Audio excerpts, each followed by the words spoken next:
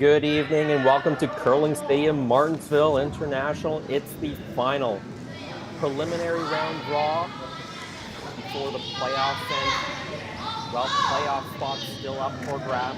My name is Jason Shanks. With me is the 2019 Canadian and World Junior Champion, Matt Hall. Well, thanks for having me once again, Jason.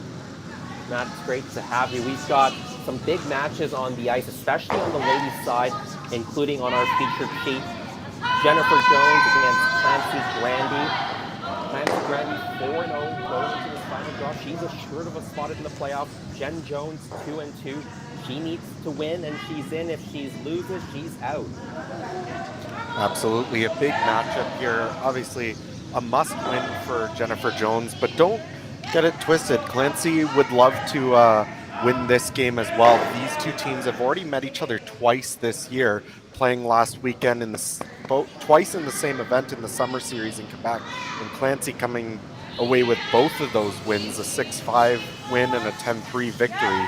But not only that, the chance to sort of run the table and put herself atop the field here, and unless Yunji Kim matches her at 5-0, she would then have hammered throughout the entirety of the playoffs. So a lot on the line here for the Grandy squad as well. Yeah, Clancy Grandy goes 5-0. She'll actually have one of the top two seeds. That means an automatic berth in the semifinals as well, whether she's number one or number two. And looking at the matchups here for the Clancy Grandy squad, we have lead Sarah Loken, second Lindsay Dubé, third Kayla McMillan, and the skip is Clancy Grandy. On the Jones squad, excuse me, I have to check every time they play to see who's going on. They do have a 5-person squad, but it looks like today we have lead Lauren Lenentine, second Emily Zacharias, vice Carly Burgess, and the skip is the legendary Jennifer Jones. The other women's match on the ice, Chelsea Carey against Grandy. Grandy Kim's 4-0 as well, so she can go 5-0 at the top of the standings and get one of the top two seeds, direct berth into the semifinals. Chelsea Carey, also the other team at 2-2. If she wins, she's into the playoffs. If she loses, she's also out. Yes, we have 4 teams so far that are into the playoffs for sure. They are still playing for seeding and figuring out who will get those top 2 buys to the semifinals, but we know for sure that Yunji Kim, Clancy Grandy, Sylvana Tiranzoni, and Nancy Martin will be playing in the playoffs tomorrow. And it comes down to Chelsea Carey and Jennifer Jones, and sitting just outside that is Christy Watling and Danielle Yench. So what we've been able to figure out so far is that Carey and Jones can earn their spot directly into the playoffs with a win. There's no question there. If one of them loses, it seems like Christy Watling will take that loser's place as the 6th seed into the quarterfinals. If both Carey and Jones happen to lose, their cumulative draw averages are not good enough, and it's likely both Christy Watling and Danielle Yench would then find themselves in the playoffs in that case. So 4 teams that are still on the edge, who are either playing for a spot in the playoffs or sitting back at the hotel and cheering for the team that's going to get them into playoffs.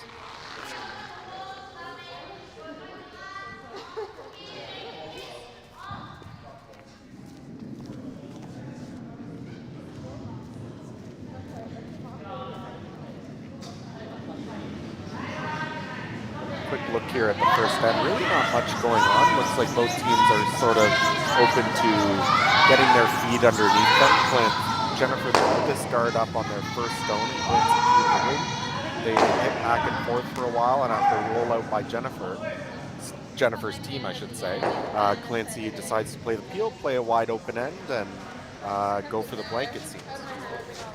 Yeah, and that's a pretty good strategy for Team Grandy. They've got hammer in the first end. If they blank this one out, they'll have hammer in the second. The even ends, 8 end games here, extra ends if required. Just to build upon that tiebreaker scenario, they do go to the draw to the button averages, don't they, to determine who would get the higher seeding if there is a tied record. And Christy Watling right now in that pole position among 2 and 3 teams. That's why she would advance if one of Jones or Chelsea Carey loses. Carey and Jones have an inferior draw to the button to Christy Watson, and then Daniela Jentsch, another team at 2 and 3. She's got the next strong record of those 2 and 3 teams. So she's also looking for both a Carey and Jones loss to get herself in as the number 6 seed. Absolutely, and usually when you find yourself in the place that Carey and Jones are, where you have one fewer loss but a game in hand, you're not usually in must-win situation, but as the way it works out here with no tiebreaker games, that's where they find themselves. So I'm really excited to see how this game plays out. I think Jennifer's team being at 2 and 2, they're still getting used to each other. A lot of you at home would know this team probably much better as the Mackenzie Zacharias squad, but in the off season, Jennifer stepping away from her previous team, and they made the call and picked up the veteran, and I'm sure they're learning lots from her, but it would be great, I'm sure, to make the playoffs here at their second event of the season. I believe they were in the playoffs last weekend as well, so starting off with 2 qualifications would be a great way to start for this team. Yeah, it's Jones' team with the Macarias youngsters in front of her. They were in Quebec last weekend, made some semifinals. I think they lost out in the semis. Certainly Jennifer Jones, maybe thinking back to that Olympic experience, draw shot challenge was what eliminated her from the playoff race at those Beijing Olympics. It might eliminate her from the playoff race here at this tournament as well.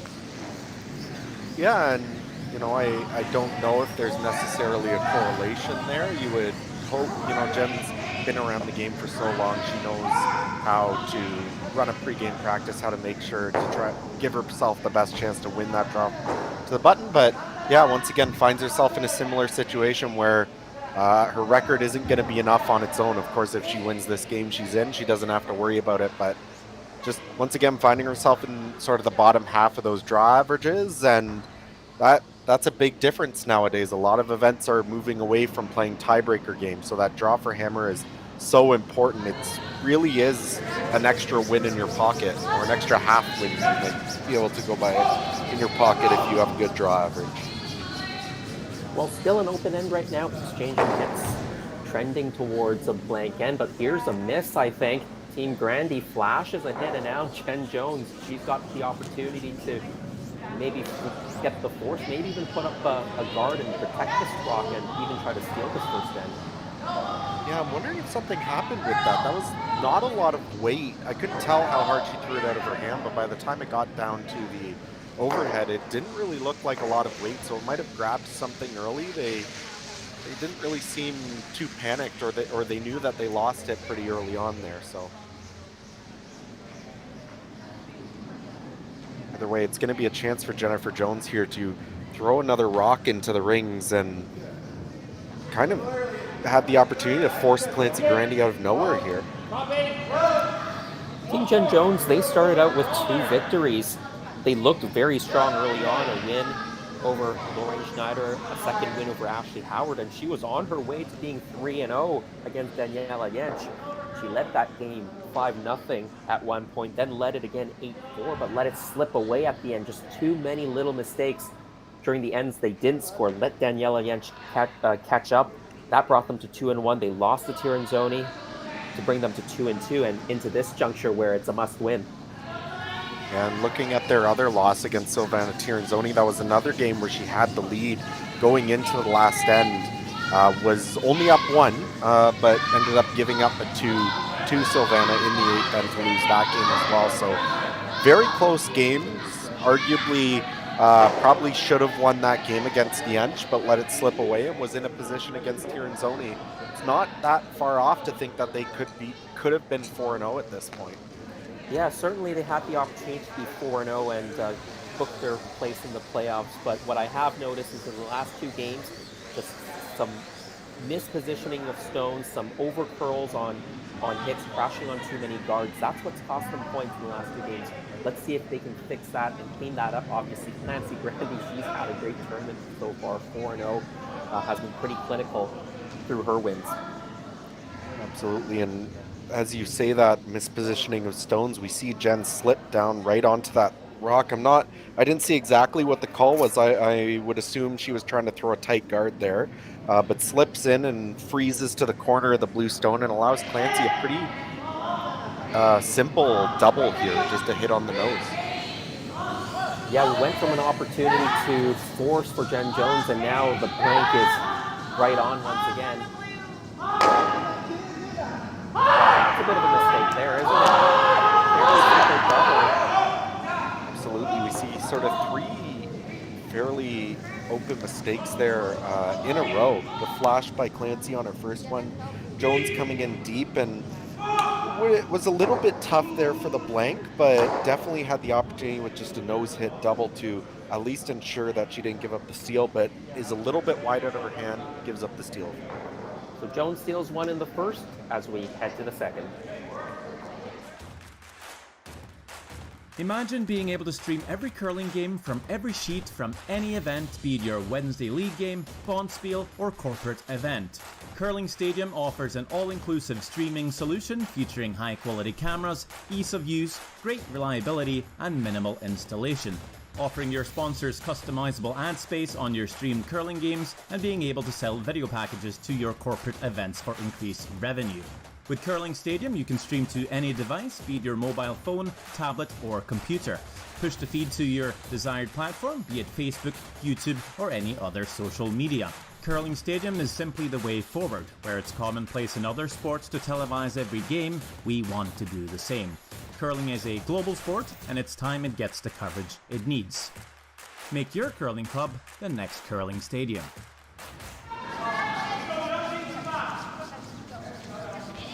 Second end just underway. Team Jones getting a steal in the first end. Actually, that's the way she started the last 2 games with steals against Yenchen Tirinzoni. She let those slip away. Let's see if she'll get a different result in this match against Nancy Grandy. If you're just joining us, Matt Hall with me. My name is Jason Chang. We'll bring you the action from the ice to your device. There are 2 men's games on the ice. Steve Laycock against Ruku Yanagasawa on the men's side. Yannick Schwaller and Cody Hartung, but on the men's side, the playoff picture is much more clear. 5 teams already locked into the playoff spots. They have a 10-team field, so they only get 5 into the playoff. Colton Flash 5-0, like 2-4-1. Schwaller's at 3-1, he's through. Yanagasawa 3-1, he's through. Steve Laycock 3-1, he's through. No one else can get the 3 wins in that field. Everything is pretty much set over there. There are still some games tonight, however. Let's pull that up.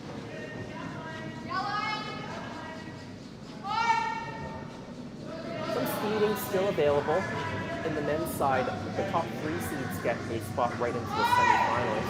4th and 5th will play, we'll call it a quarterfinal, but it's the 4th game to qualify that 4th team into the semifinal. Absolutely. We know that Colton Flash already has that top seed, so they will not only that have hammer throughout the entirety of the playoffs, which is a big, obviously, advantage to them. And playoffs are all day tomorrow. 3 draws, quarterfinals at 9 a.m., 12:30 p.m. This is semi and the championship final, men's and women's side, 4 p.m. And those are Saskatchewan time, in the Eastern time zone, at 2 hours. Looking at this Jennifer Jones team, obviously running with a 5-person team this year. From what I've seen from them, it seems like Jennifer is playing every game. She's always skipping. When Carly is on the ice, it seems like she is always the vice. And the other 3 tend to rotate around. Usually Mackenzie, when she's in, will play second. And the other 2 will switch. Lauren will play lead, and Mackenzie, or Emily, my apologies, will switch back and forth. Not sure if they have any plans to solidify something into more of a 4-person squad in the future. Everything that I've sort of heard through the grapevine seems like they're going to continue this rotation for at least a little while. And when Jennifer is throwing Mackenzie, Zacharias is typically in the house holding the broom, and that makes some sense as well. She's been a long time skip, so being in the house is quite familiar for her. Absolutely, and a well-accomplished skip herself. Of course, this team winning the Manitoba Scotties last year and representing Manitoba at the National Scotties Tournament of Hearts. And now bringing on Jennifer herself, whose pedigree need not be mentioned, but it's way too long to go over in this broadcast. So they're going to learn a lot from her, and I think it's an excellent addition for them to learn from and improve themselves for the rest of their careers.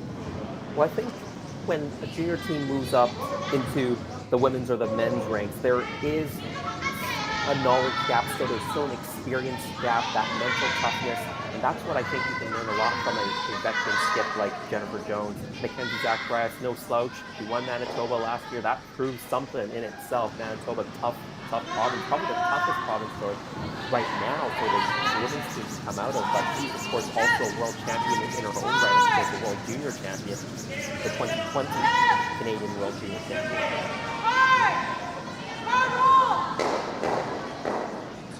Here we see a little bit wide on that hit by the Grandy team. Ends up jamming both blue stones. The one that slipped away to the back 12, maybe they're not so worried about, but that one that stays behind the blue guard in the forefoot, that's the one that's going to be a problem for them moving forward. I'm sure they would have liked to, if they were going to hit it that thing, get it a bit more over the top maybe and move it out into the open, but for the time being, it looks like Jennifer's going to have the opportunity here to sink another one and put Clancy into a little bit of trouble here in the second end.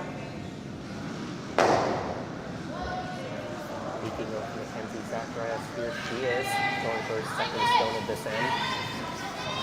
Green Jones has an okay setup here right now. Trying to build upon their steal in the last end. Apply a bit more pressure on this Grandy team. This rock maybe slipping a little bit deep there. Now they're trying to get it out of the way. Does slip just to the back of the 8-foot, so a bit of a missed opportunity here. I think if you will see Clancy try and get rid of that blue guard, and in the meantime also try and get rid of one of the ones in the rings. It's lined up quite well that you can make the double over the top, and your shooter should roll towards your other red stones. It's difficult to tell if you have the ability to roll into the rings, but you roll over to the other side, it'll get those rocks out of the way, and you'll still have one buried stone behind your corner and a wide open sheet to possibly figure out how to make it a score in the second. Needs to throw up a bit to get the one off the forefoot. It hits on the high side, leaves it as a corner guard. Jen Jones still sitting first, second, and third in the rings.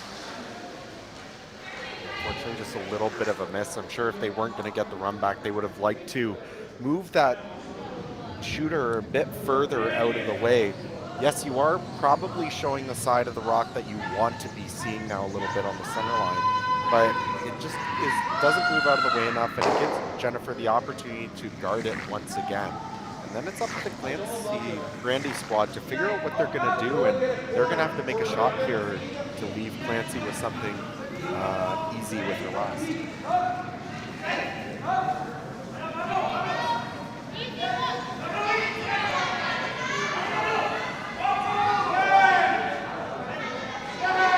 As mentioned, Team Grandy, they are 4-0. They've stormed through the first 4 games. Victories against Ashley Howard, Daniela Yent, Silvana Taranzoni, and Maureen Schneider. Now, a little bit of a miscue again for the Jennifer Jones team. Yeah, just slipping in. It seems like there's been a couple rocks now for the Jones team that have just gone a little bit deeper than they would have liked. That last draw before this one, at the end of the last end, Jennifer slipped in and ended up giving Clancy a pretty easy double with her last, which she ended up missing, of course. But just a couple, just a little close to the heavens here for the Jones side. So I think they'll have to just take a step back, breathe, and really communicate and figure out what the ice is doing here, because eventually you'd have to imagine that Clancy's going to make them pay if they continue to do this.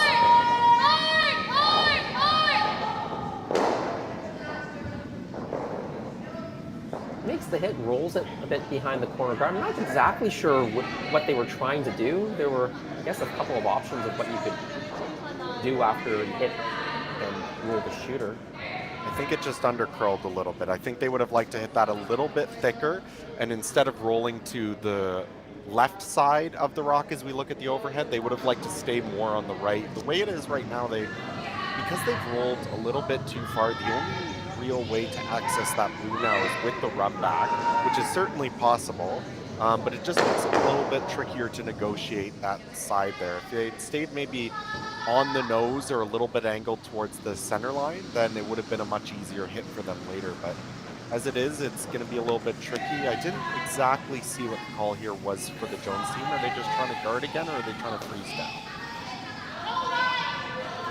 The initial call was a freeze. Now a guard isn't that either.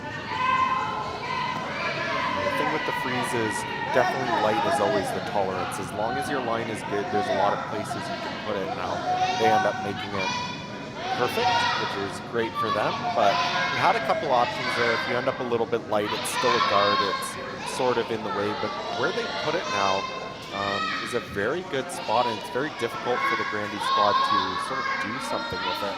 Wouldn't be surprised to see them play the run back here. You have a couple options. You can pick the top blue off. If you run it past, you can end up picking just the red rock and getting rid of the blue one in the forefoot. So have a couple options here, but you got to make sure you're close, and you definitely need to make sure that you get something moving in the rings.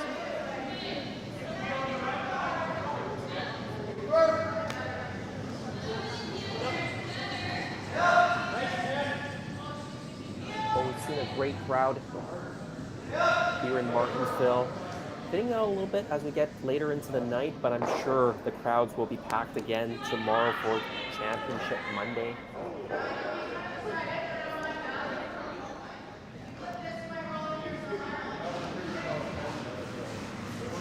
So the run back is called. And you see a couple of options of how you can hit it, but you'd love to jiggle something in the rings. This one is overthrown already.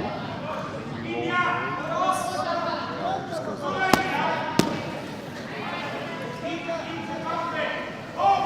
Replace that guard now, Matt? I think so. I don't really see much else that you want to do. You maybe with Jennifer's last, you have the option of drawing somewhere into the rings to sit to, but you never want to end up just drawing sort of the top of the forefoot and giving them a double for 2. Right now, with the way things are, very difficult to score more than 1 if you even can. I don't really see a way to do that at the moment. So I think just try and replace the guard for the time being. See what Clancy tries to do with her last. She may try and corner freeze that shot stone. If she doesn't make it perfect, then you should have a fairly straightforward way of forcing it. Yeah, if she puts the guard back now, if Clancy Grandy decides to run it in, it's running in a Jennifer Jones stone, so... Absolutely. So just one other thing that they need to be careful of. And running in that stone now just causes more issues. You can't jam it because it's their color. You may lose your own color. Just adds another wrinkle to the mix that Clancy will have to think about. I don't think she will go for that, but there's certainly some argument to be said for the shot as well. So we'll see what the Clancy team decides to do. I think they'll probably corner freeze the one in the forefoot. Looks like they're signaling that now. The only issue with that is even if you make it perfect, the way that blue-red combination in the 8-foot is angled, Jennifer can just hit it on the nose, and you'll likely see both reds go. So might be more prudent to maybe try and draw around. It's difficult to say, but looks like they're deciding on the freeze. It does look like the shot, and as you said before, the chances of Clancy Grandy getting two out of the situation are not very good. So if she's thinking she might need to draw her last stone, playing this freeze now, it's basically the draw, so she might get an idea of her weight and see if she's on cue for the last stone. Yeah, and she may need it. If she makes this freeze perfect and Jennifer hits the one on the nose, it's possible she could be facing 4 or 5 with her last round, so she'll need her draw weight. So great opportunity here to get a nice practice draw in, really get that feel for draw weight. She may need it on the next one. She's had excellent draw weight all week so far. here in the second end. Down by 1 against Jen Jones. Keeping on this one. Out of her hand.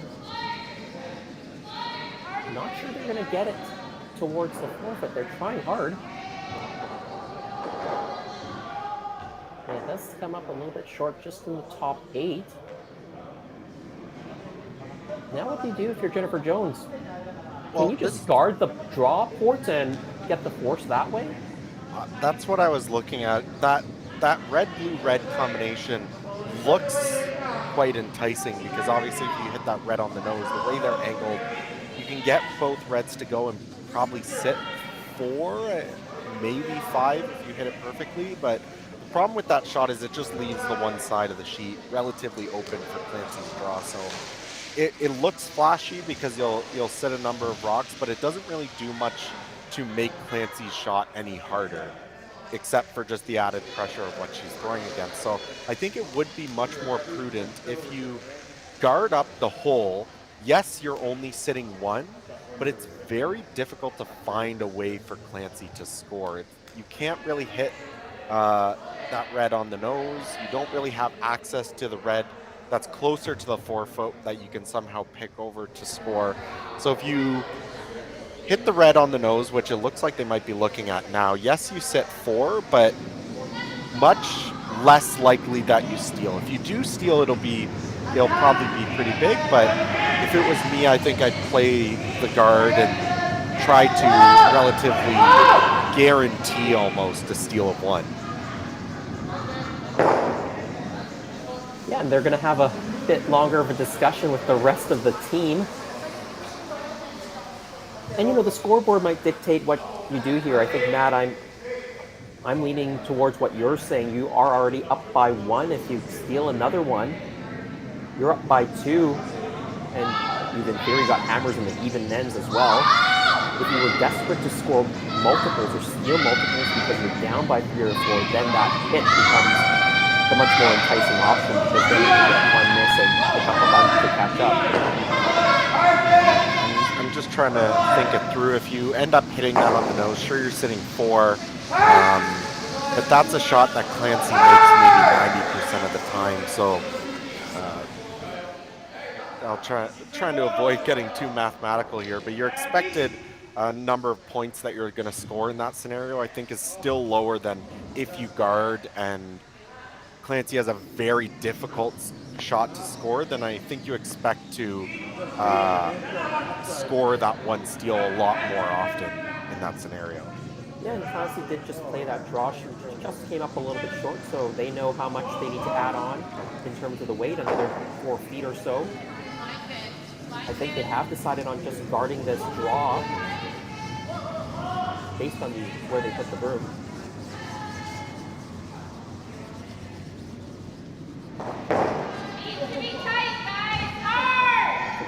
Over-curling on them a little bit. Absolutely. You can see on the overhead logo, this is going to stop on the center line, pretty much right between the 1 and the 6 in the original 16 logo. You would have liked to see that on the 6, not touching the center line, or possibly even maybe a little bit more to the right of that. If you think about the draw path, especially with how much curl we've been seeing this week, that rock really isn't in the way. If Clancy wrecks on that guard, then she's probably already missing the draw regardless. So it really doesn't do much to get in your way. You would have liked that to curl even like 2 feet less. It forces Clancy into a much different path for the draw. So unfortunately, just a bit of a missed opportunity for Jen. And with the final rock here in the second end, it'll be Clancy Grandy with a draw of the forefoot for a single point. Opportunity to tie things up here. She is facing 1. Very similar draw to the one she just threw. She has more weight than the last one for sure, but it is hanging out a little bit. She might be on that outside guard, in fact. She is, so it is a steal of 1 more for Team Jones. And they lead 2-0 after 2 ends of play. SaskTel Be Kind Online wants to stop cyberbullying. Want in on the action? We We award up to $1,000 for youth initiatives that help spread kindness and prevent bullying. What great idea do you have to help stop bullying? SaskTel can help. Go to BeKindOnline.com and apply for a grant today. Together, we can make a difference.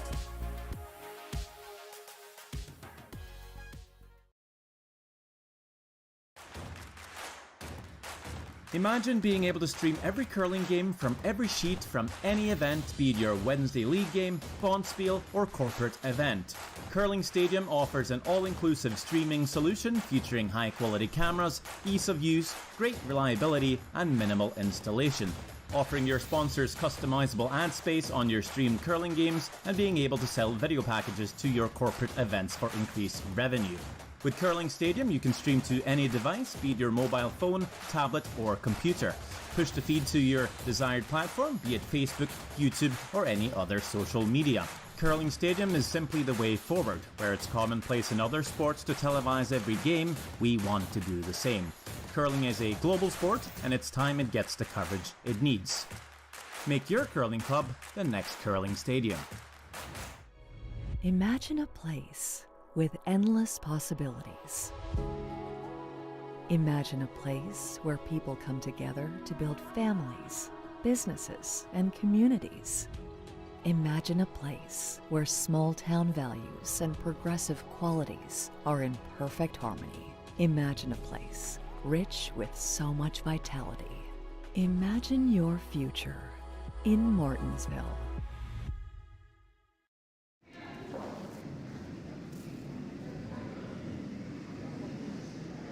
Welcome back to Martensville. We're in the third end. Team Jones, consecutive steals of one to lead 2-0 over Clancy Grandy. It's great to have you, Matt Hall, world champion yourself, joining the broadcast, the 2019 Canadian and World Junior Champion with Team Tyler Tardy. Well, it's great to be here, and I've enjoyed. Of course, when I was asked by Jerry if I wanted to come on, I said absolutely. I'm basically sitting here at home watching the games anyway, so why not have the chance to come on and talk about it? And just before we came back from the break there, we saw a hog rock by the Jones team coming out well short. So not sure if that picked or just got caught in a funny spot there, but free chance for Clancy now to throw up the corner guard, and maybe she could get something brewing here in the third end to get herself back into it. Matt, one of the great things about having you in the broadcast is you're a big math nut, and you love your statistics and curling statistics. You've been doing that for a long, long time. Absolutely. Just obviously I use it. I have a background in math, a degree with it, but always also had an interest in curling. So anytime I can find some way to fuse the two, I remember in high school doing statistical projects on curling and different nerdy stuff like that. So it's always fun to now watch games and sort of have that in mind and see what's going on. Well, we are in the third end now. Team Jones leading 2-0 over Clancy Grandy. Clancy plays a corner guard. They're going to try to make use of it now, trailing by 2. We're just getting some bit of a conversation, or a bit of breaking news, I guess, if you want to tell it, from our producer, Jerry. It appears as though the draw to the button numbers were misreported in one of the draws. We're not sure which, but it has been rectified and the teams have been talked to and notified. But what concerns these games specifically, what we said before was that Christy Watling would be the first one in if Jones or excuse me, I can't remember what the other team was. Chelsea Carey, right. If Chelsea Carey or Jones were to lose, we said Christy Watling would be the first one to take a place. They have actually switched spots now with Daniela Jentsch. So in fact, if one of those teams lose, it will be Daniela Jentsch moving into the playoffs. And if both Chelsea Carey and Jennifer Jones lose, then Christy Watling will still take that second spot. So still more or less the same situation, but just that order of who's going to take that place has flipped. So for Christy Watling fans and those Manitobans, you need both Carey and Jones to lose for Christy Watling to make it in. Absolutely, and Jennifer obviously off to a good spot here in this game, good start in this game, but don't count Clancy out. She has been having a fantastic season so far. Now this is only, of course, the second event, but so far off to an 8-2 record to start the season. They went 4-2 last weekend in the Summer Series in Quebec, losing only to Team Holly Duncan out of Ontario and Silvana Tiranzoni, who they lost to in the championship final, but came back to beat them by one earlier this weekend. So they're off to a very good roll. And as mentioned earlier, they beat Jennifer Jones twice last weekend as well. So don't count them out. There's still plenty of game to play, and we'll be here to broadcast it to you right until the final stone. And just a quick update on that other women's game on the ice, Chelsea Carey against Unji Kim. Unji Kim, of course, already locked into the playoffs, but can pick up one of the top two seeds with a victory. Unji is up 2-0 over Chelsea Carey, so certainly Danielle again keeping a close eye on that game. And of course, she can, whether she's in her car or at her hotel, she can pick up that Curling Stadium stream. Go to curlingzone.com. You can also watch all 4 games live, every single draw, including into the championship draw tomorrow. So coming back to the third end here, it looks like Clancy took the opportunity to get the corner guard up and tried to sink around it. Didn't quite get buried, so Jennifer was able to hit it, and they've just been trading removals back and forth here. It feels like whoever's going to make that hit and roll behind their own color will be in control of this end.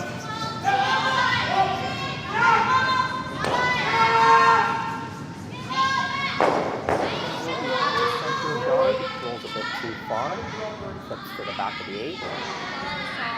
Absolutely. I think you'll continue to see them just trading hits here. Clancy is waiting for the opportunity to make a nice hit and roll behind one of the guards, or if Jennifer Jones, obviously, if she happens to roll out, Clancy can play the draw around the corner, but she doesn't even need to roll out. She's sort of just waiting for the Jones team to have a bit of a half shot. Say on this one, if they were to roll out into the 12-foot, and Clancy could draw around the corner and be shot, then you might see her take the opportunity then, especially down 2.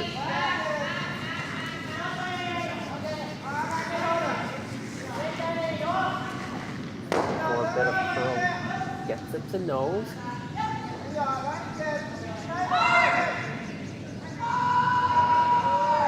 Well, it sounds like she thinks this is a good enough opportunity to go around the guard. With that rock being in the full 8, you can get this into the top 4 and be shot stone behind the center. Absolutely. I wasn't 100% sure if they'd make this play. I know you are down 2, but drawing around Jennifer's color presents itself its own opportunities. That is a fairly tight guard, so it wouldn't be the most difficult run back. Of course, this early in the season, how often that's made is a bit of a question mark. So if you can put this in a good spot, you can still set something up well. And if Jennifer ever misses the run back, then you can hit the open rock or go around the corner and possibly set up your 2 that way.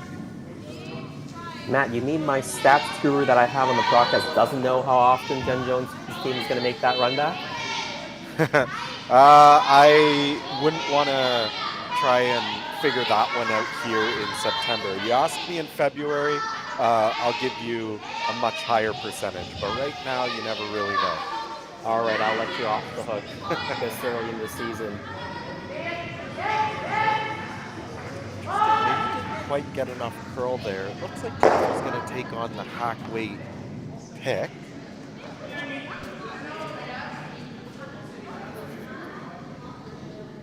Yeah, with the ice she's playing a softer weight sort of hit.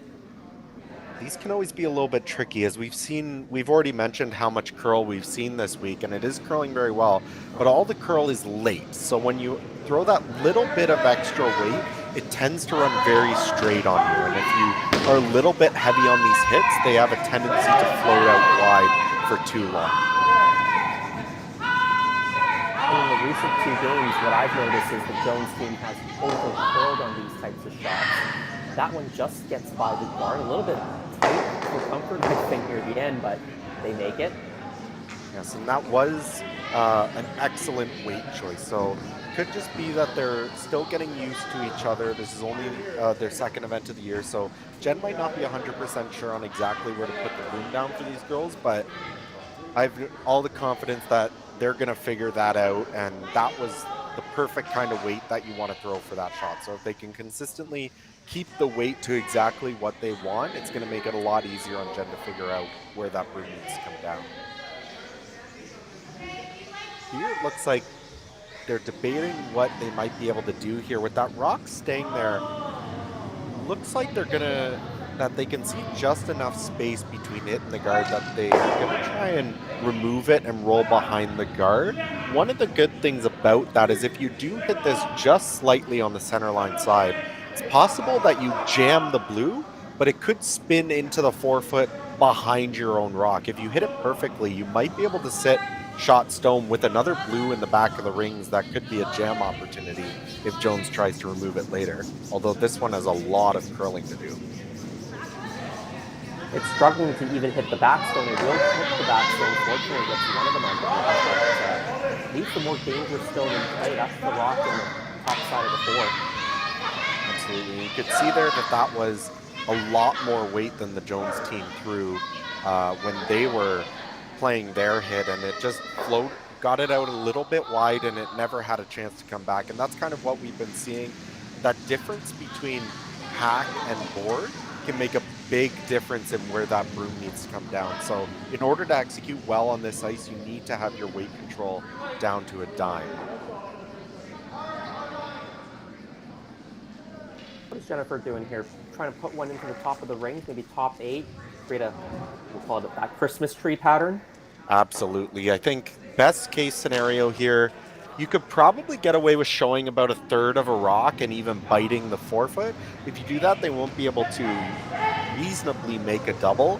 And if you show a piece, what's good about that is if Clancy ever tries to play the in-turn draw on the other side of the sheet and try to sink around your rocks, then you have an opportunity to hit your own and slash it into theirs to remove it. So I don't think they want to necessarily go dead buried here because it may leave Clancy the opportunity to hit and roll behind them.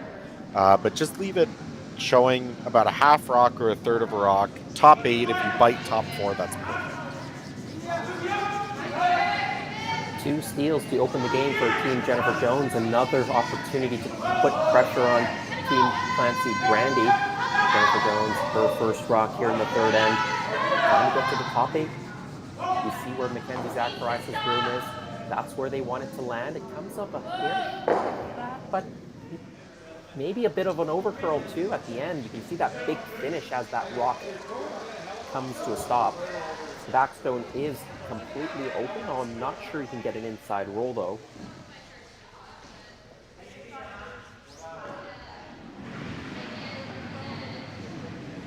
Maybe if you play it quiet, you can get a little bit to the inside. Yeah, and that's kind of what I was thinking about. I think it probably just stopped in time. That playing that same out turn, little tap and roll behind is certainly there, although very difficult. Looks like they're taking a look at whether or not to take that on. You do still have the opportunity to play the in-turn draw, although you have to be careful to not slip behind the tee line that Jones could slash your into yours and send to that. But I think they do have the opportunity to try and get to the inside, hit and roll in off that Jones Stone side 4. And if you ever nose it, you're at least giving yourself more room to score with your last one. Yeah, I think the thing you have to be very careful about is over-curling and just clipping one of those top blue stones. Because if you just clip one of them, it's going to push it over to the left side and then take away that in-turn clockwise draw. Jen can guard the shot stone and be set up again for that steal. Absolutely, and that's sort of what we say. once you start getting up to the competitive level, just we call that tolerance, and always thinking about if you're not going to make the shot exactly the way you're going to, usually there's some way that's better than another. So generally coming up a little bit light on a draw is generally better than deep, and here definitely want to be maybe a bit on the high side if you're going to miss and not tick that guard into your way. Yeah, if you can hit it on even just the high side and stick around, you're going to force Jennifer Jones to make a play on this, and you'll always have a shot to score. You might still... Well, you won't get the blank in this case because Jones does have a second rock in the house, but if that move still worked in the house, you could still have a chance to the blank, but certainly you'll have an in-turn draw to the button still, no matter what Jen does. Absolutely, and I think Jen will be happy to let her throw that. Off the top of my head, I can't think of a draw on that side of the sheet yet, but I'm sure there's been enough action that the ice has been worn in. There won't be any funny spots there, but always nice to, if you have the option to throw a draw that you've thrown before.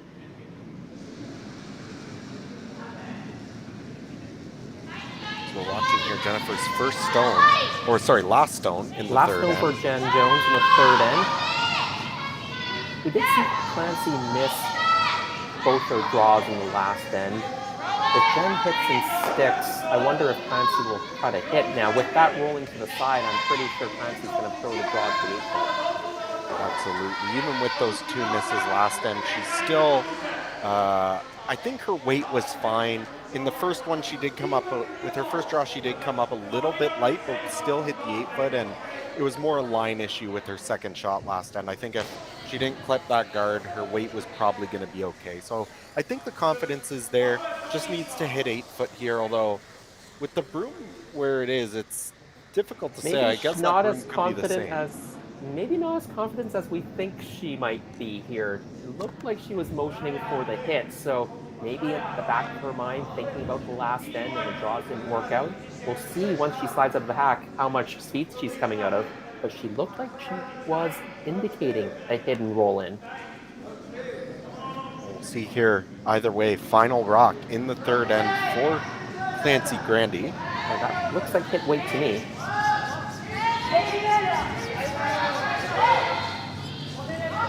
Needs to roll into the 8-foot. She might get it if she just noses it as well. It's good close. I think that's good enough for a single point. Yes, it is Team Grandy with the hit and stick for 1. They trailed 2-1 after 3 ends of play. Imagine a place with endless possibilities. Imagine a place where people come together to build families, businesses, and communities. Imagine a place where small-town values and progressive qualities are in perfect harmony. Imagine a place rich with so much vitality. Imagine your future in Martensville. SaskTel Be Kind Online wants to stop cyberbullying. Want in on the action? We award up to $1,000 for youth initiatives that help spread kindness and prevent bullying. What great idea do you have to help stop bullying? SaskTel can help. Go to BeKindOnline.com and apply for a grant today. Together, we can make a difference.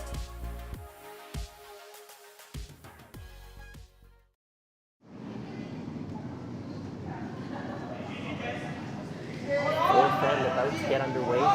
Team Grandy, they down on the board with the third. Jen Jones leading the match 2-1. Once again, Team Jones needs to win to get into the playoffs. So loss means they are out. Same situation for the other men's games. Chelsea Carey playing against Indy Gim. Team Carey, they also need a win to get in. A loss and they're out. Indy Gim are ready, guaranteed spot into the playoffs, as is Clancy Grandy on this sheet. And as we were talking about before we went to break there, a little bit of a surprise by Clancy to play that hit, especially out so wide. I know you play the hit, you're never really giving up a steal 2 that way, but being down 2 and You had the opportunity to play a pretty easy draw. I don't recall anybody throwing a hit out that wide this game, so it's still a little bit of a guess. Now, that being said, they obviously executed it very well, made the shot and got their one, but maybe an indication that Clancy may not be all that comfortable with her draw weight yet so far this game.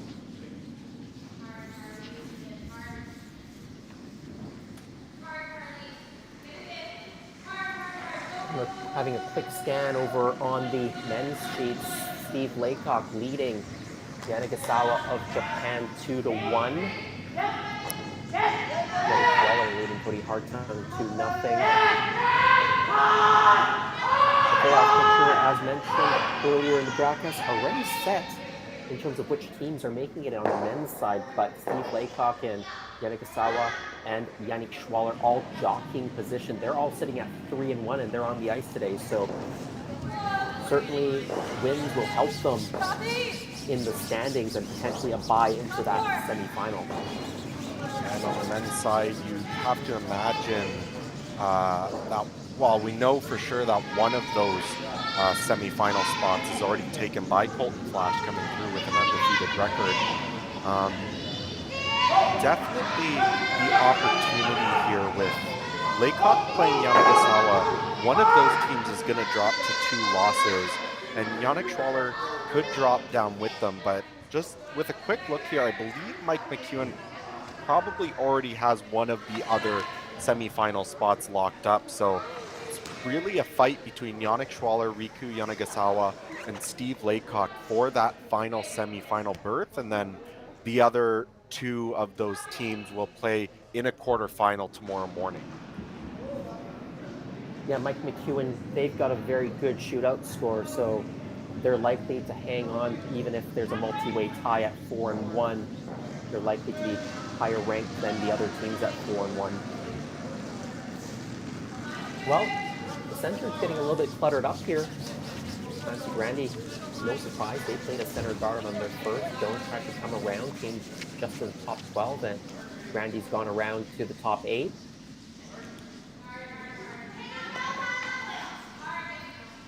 Jones now trying to put a good freeze down on this redstone, give them something to work with later, although it comes up a little light, but it is enough to bounce off that blue rock at the top of the 12 and roll to a spot that they can still use later. Yeah, positioned right onto the redstone as shot stone right now, so a good way to not quite make the shot. The sweepers did a good job to get it as close as they did. They swept it all the way down.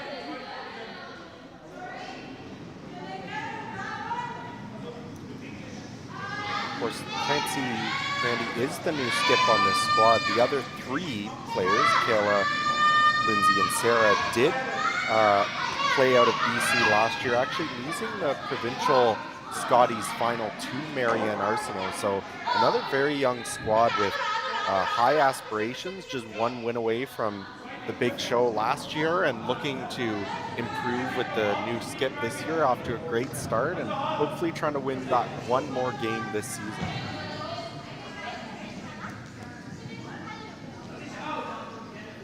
And Matt, correct me if I'm wrong, but I thought I heard that Marianne Arsenault is retired from the competitive ladies circuit this year. Is that correct? I believe I've heard the same thing. I can't necessarily confirm off the top of my head, but as I recall, I've heard the same sort of word. I'm not sure. I believe she's played seniors before in the past, so she may stick to that. But I've sort of recall hearing the same thing, that she has sort of stepped away. I believe possibly that whole team might have sort of stepped back from the competitive side of things. So BC is one of those provinces who their champion will likely not be participating this year. So it's an open opportunity for someone to break through and really establish themselves as the new champion of British Columbia. Well, of course, Marianne Arsenault won all those Scotties with Jen Jones out of Nova Scotia and had a lot of success as well as a skip out of Nova Scotia, played in many more Scotties as a skip, and then moving out to BC, actually during the pandemic, I believe, or just before the pandemic, then teaming up with the old squad. The lead, second, and third are from the old Kelly Scott rink. Kind of a Legends team and winning the BC title last year, making another trip to the Scotties. Absolutely, and you see Jennifer wisely walking up and recognizing that those two sort of center guards were not helping her. Of course, those blue rocks are great for her lined up onto the red stone, probably in either direction, but with those red guards in the way, she wouldn't get the opportunity to use them. So gets rid of them. I think we'll probably see Clancy continue to guard these rocks, possibly for one or two more shots. Eventually, you may see her try and sink another stone around or possibly make a play on those blue rocks, but being down one, I wouldn't be surprised to see her attempt to try and sink one later on in the end, although this guard may be slipping a little bit deep. The opportunity now for Jones to play a bit of a run back here and get both reds moving.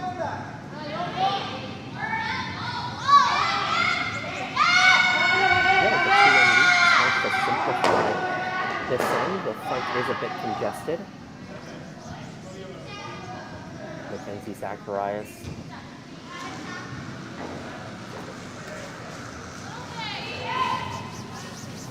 Throwing the second stones, but holding the broom when Jen Jones is throwing. Now, Matt, when you teamed up with Tyler Tardy, if I recalled, you were a skip before that, and you also dropped down to throwing second stones. Is that correct? Yeah, so for a number of years, when I went to my first Canadian juniors, or even before that, I had skipped pretty much all through my Bantams or U18 career. And when I first made the step up to juniors, I ended up moving down to second. I played with Doug Key that year. We ended up winning the Ontario Juniors and going to the Canadians. After that, I sort of moved back to skipping for a number of years before I finally sort of put out a call to Tyler and figured out what he was doing the next year. He had a spot available, so I moved back down to second once again that year. Yeah. And from your experience of having skipped most of your career and then playing second, what are some of the takeaways, or how do you make yourself successful going from skip to second, and from someone who's almost a leader on the team to someone who's actually supporting the skip and the rest of the team? I think a lot of it just comes down to buying into the position that you find yourself in. I mean, it's basically a completely different role. Not only in the sense of what shots you have to play, so you have to put a lot of time on the ice and adapt to sort of the new skill set that you need to have to be a successful second. But obviously, as a teammate too, you need to come to some kind of an agreement how you guys are going to handle different situations. So for me, obviously, with all those years and experience skipping myself out of Ontario, now Tyler was already a well-established skip, but I think what worked out really well with us that year is he was always open to sort of hearing some input from me, and I needed to know when to sort of step away and allow him to sort of go off and take control, and just finding that balance, that sort of team dynamic, and really buying into it is all you need. I think, especially with players at this level, they're all skilled enough to succeed at most positions, as long as they're willing to buy into it and put the time into work on that skill set and figure out how you're going to make it work as a team. So how much numbers and stats did you bring onto that team? Was Tyler using the stats already, or did he up his game by bringing you on?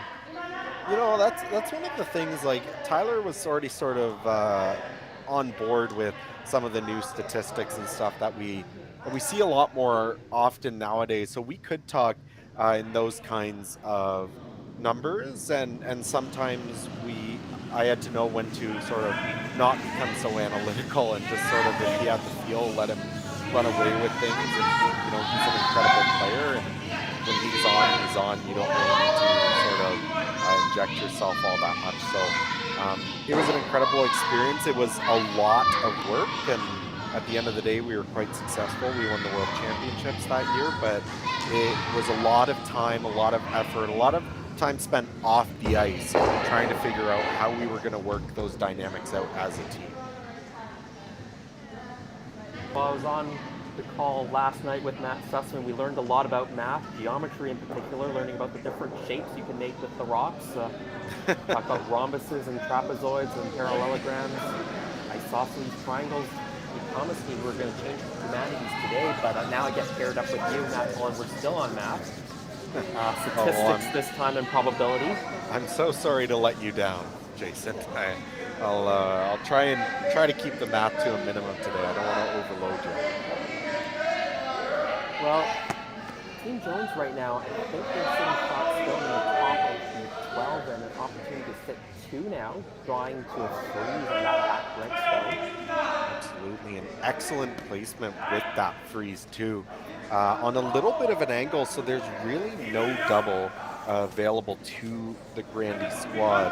It looks like they are talking about possibly, I was wondering if they were going to go for this, drawing around that blue stone, basically treating that blue stone in the top 12 as a guard. Obviously, the pros to it is there is still plenty of space. You can always sort of go back 4, back 8 with these shots and leave it as a very difficult run back for Jennifer. Of course, one of the maybe cons to it is even if you make it, or if you end up coming up top button and Jennifer makes that run back and sticks it, now she's sitting 3. So definitely the opportunity. You could have walked up and hit that rock at the top of the 12, but with how good that freeze is, you're probably not ever going to get the chance at a double. So really by hitting that, you're almost conceding the 2 in some ways. So playing this now, hopefully maybe they can get a little bit of a miss out of Jennifer and possibly put a second rock in there later. So certainly a bit of an aggressive play here, but they are down by 1. And an opportunity to maybe get a fourth out of this situation because, as you said, the 2 is very much on for the Jones, trying to sweep it for some points. It's going to be mostly open. Well, they actually do a pretty good job. They do get it half buried in the back of the 8, but there's a lot of room to get by and make this hit. And that's a little bit of a surprise. I haven't been keeping track of exactly what sheets I've been watching each draw, but for most of the weekend, I would have thought that rock would have been pretty close to getting fully buried. We've been seeing some really large swings, especially late in those draws. That one just sort of not getting that last minute dig and working its way around, but as you said, still a very good position, puts the pressure on Jennifer here, but definitely the opportunity was there to make this a little bit tougher on her.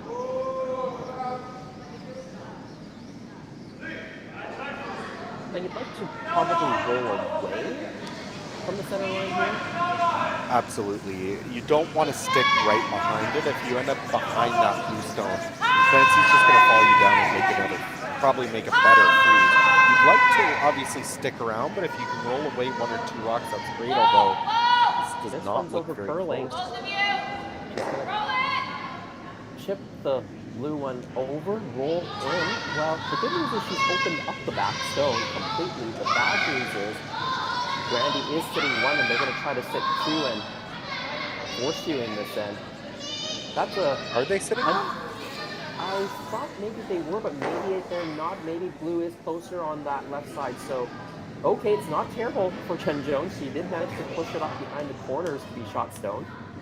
Yeah, obviously still a missed opportunity. What surprised me there was the weight. That seemed pretty light, that she chunked a pretty good piece of that guard and still only pushed it to the tee line. So likely was just a little bit lighter than she was hoping for. Still the opportunity though here for Clancy. That blue sort of slipping just to the back of the tee line. If Clancy can position a really nice freeze here, it'll take away all opportunities for a multiple score for Jen.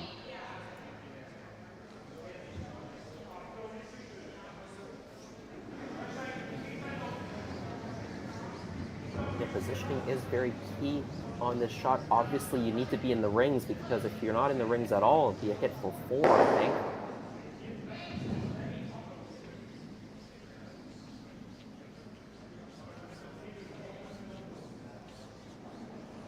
So final stone here by Clancy. Pressure in the pressure cooker a little bit.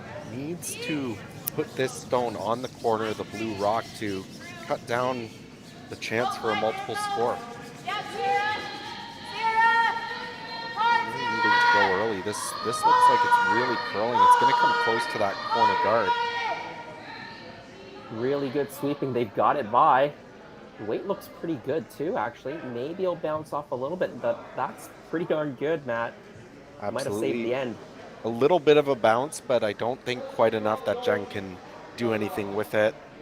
I don't really see much else other than just the draw to the forefoot for a single point. So pressure was on, but Clancy Grandy sort of, you'd hate to say a game saver this early, but you definitely don't want to go down 4-1 going into the back half of this game against a very strong hitting team out of Manitoba. Just going back to that first stone that Jones threw, you said, maybe she threw a little bit too little weight. Maybe try to get too cute with it, because she could have thrown a little bit more weight at it, make sure she just hit it out. Even if you hit it out, you're still sitting two. You put the pressure back on Grandy to make that draw.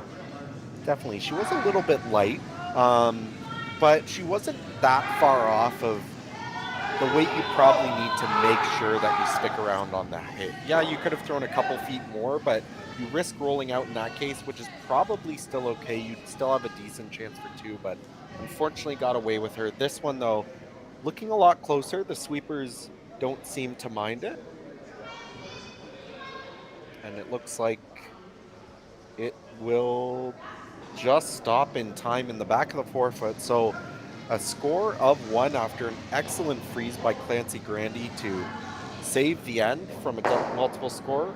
Jennifer Jones leads 3-1 going into the back half of this game. SaskTel Be Kind Online wants to stop cyberbullying. Want in on the action? We award up to $1,000 for youth initiatives that help spread kindness and prevent bullying. What great idea do you have to help stop bullying? SaskTel can help. Go to BeKindOnline.com and apply for a grant today. Together, we can make a difference.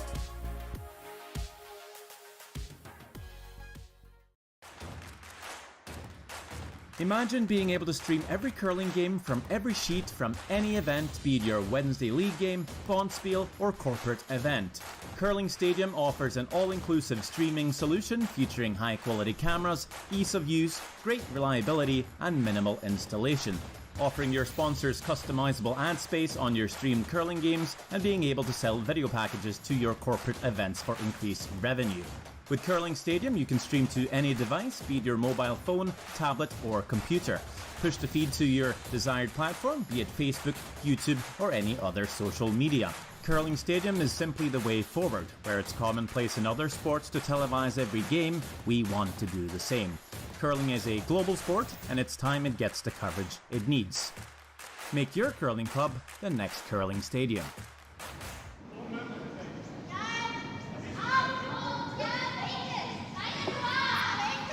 Welcome back to Curling Stadium, Martensville. If you're just joining us, my name is Jason Chang. With me, Canadian and World Junior Champion from 2019, Matt Hall. Jones leading 3-1 over Clancy Grandy. Had a big opportunity there to put multiple points on the board. Jen Jones, a late mistake, and then a clutch freeze by Clancy neutralized the situation. So it is 3-1 heading into the fifth end. We're keeping an eye out on that other game, Chelsea Carey, Unjae Kim. Chelsea Carey also needing a win to stay alive and make the playoffs. 2-1. Just finishing up the fourth end over there. Absolutely, and that's what it really comes down to at this top level. It doesn't take much to let something slip away. Other teams are so good that when you get those opportunities for a multiple score, it's really important that you capitalize on as many of them as you can. And unfortunately, just one slight miscue by Jennifer Jones, and Clancy made her pay and got her fourth. So now it'll be up to Clancy to see if she can generate a 2 here and get this game tied up to start the back half. Looking over at the men's side, Yannick Schwaller with a 2-0 lead over Cody Hartung in the fifth end. And still waiting on a bit of an update from the Laycock game, but last that we saw, Riku Yanagisawa with a 3-2 lead over Steve Laycock in the fourth end, Laycock having hammer. Jones open with the corner guard here. Or sorry, center guard, excuse me. Grandy going for the corner guard, down by 2, not unexpected.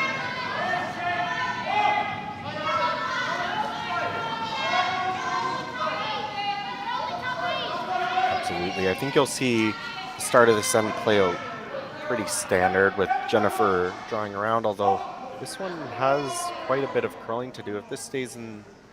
Oh, never mind. It just ended up as a guard, actually. They might have called that off once they realized it was a little bit light. So Clancy will now have the opportunity to utilize that corner guard that she just threw. With how much these are curling, you would almost like to overbury this and show a piece on the outside of the guard. Make it very difficult for Jen to try and follow her down and get it moving.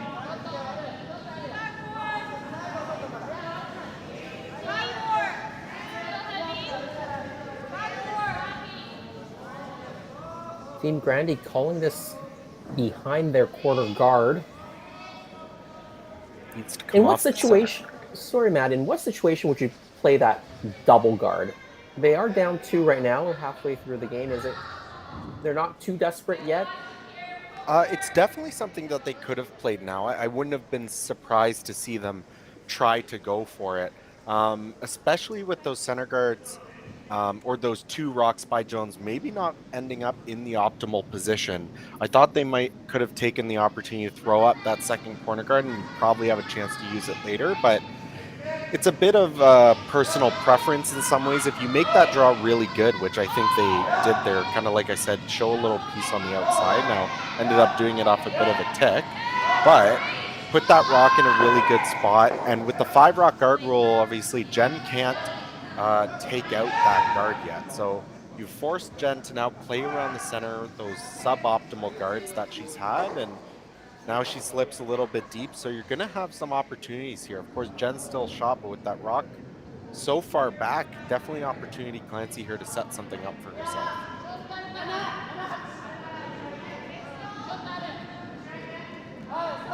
Another little miscue on the draw for Team Jennifer Jones. That was Mackenzie Zacharias slipping that draw deep. And a little bit of a surprise here, playing around that corner guard. Of course, with that first rock or the first come around over curling a little bit, you do have some space. You could wrap a second rock around here. The only issue with that is you are grouping your stones into one place on the sheet, and obviously this team out of Manitoba, very strong hitters. I've seen them come up through the ranks at the junior nationals and the world juniors, and really one of the very good aspects of the game was their hitting ability. So grouping their stones a little bit over here will give them the opportunity to play a run back and possibly get rid of all of those red stones if you can hit it in a good spot.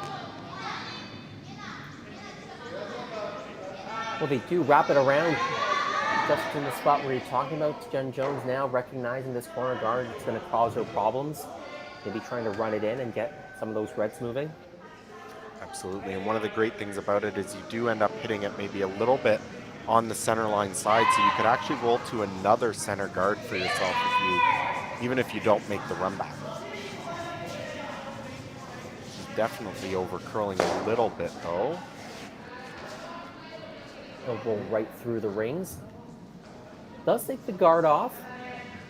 Right, and this is one of the other issues that or problems that you might have to face if you drew around that corner guard again. Even though they don't make the run back, that's such an easy double over there. It's sort of difficult to ignore it. And if you keep throwing up that corner guard, eventually Jen's just going to ignore you and play a draw around the center. So they're actually going to take a little bit of a timeout here and discuss it as a team what they want to do. They could obviously draw around the center, but maybe an argument could be made that it's a little bit early. Jen will make that double on the left-hand side of the sheet, and then you could sink another one around the center, but then it's getting sort of clogged up, and if Jen can come up with a really good shot, she might get you into a bit of trouble.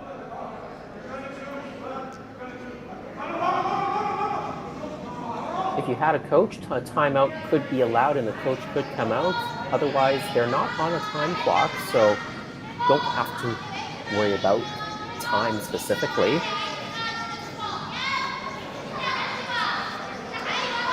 What would you do here, Matt? You know, if it was me, second rock, you kind of drew around that corner for a reason. I think you could get away with throwing the corner guard at least one more time. I think it's just maybe one rock too early to go around the center. Looks like that's what they've decided to do. You throw up the corner guard.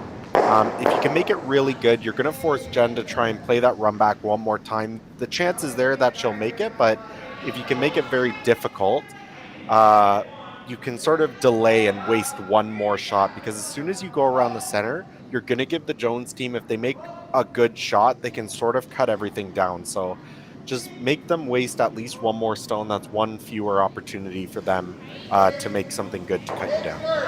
Well, that was my first instinct as well, and I'm glad that's being validated by the stats man. So I'm feeling a little bit better about myself after failing on the geometry lesson last night.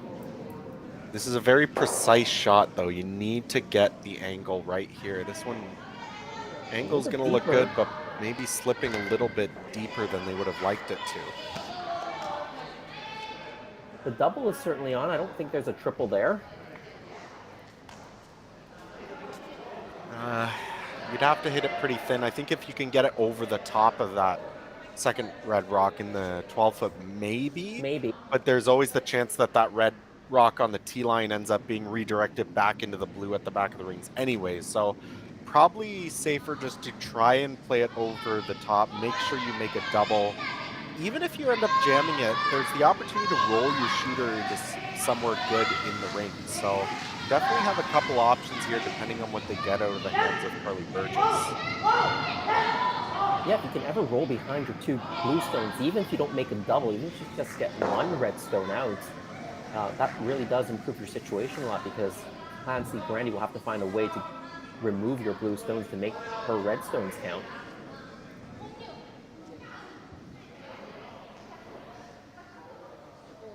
We do have an update on the Laycock Yanagasawa game. 3-3 tie after 4.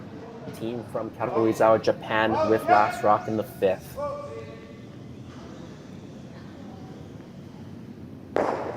Curly Burgess herself, a two-time World Junior Champion, I believe. Once with Mackenzie Zacharias and another time with Mary Fay. Oh, sorry, I think I'm missing one there. I believe she was also on the Caitlin Jones rink as well. So out of Nova Scotia. Yes, so a 3-time World Junior Champion herself. Plenty of experience, although here maybe just over curling a little bit, under curling. You could have made it either way, but just caught in the middle, stuffs it, leaves. I believe Jennifer is still shot, although Clancy's sitting second and third now with the opportunity to remove that blue stone and sit 3.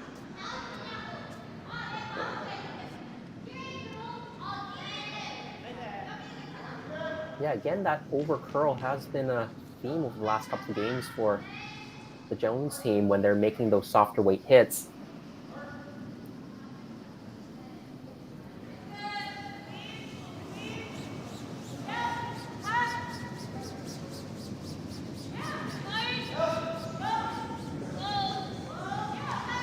Sweepers seem to like this one.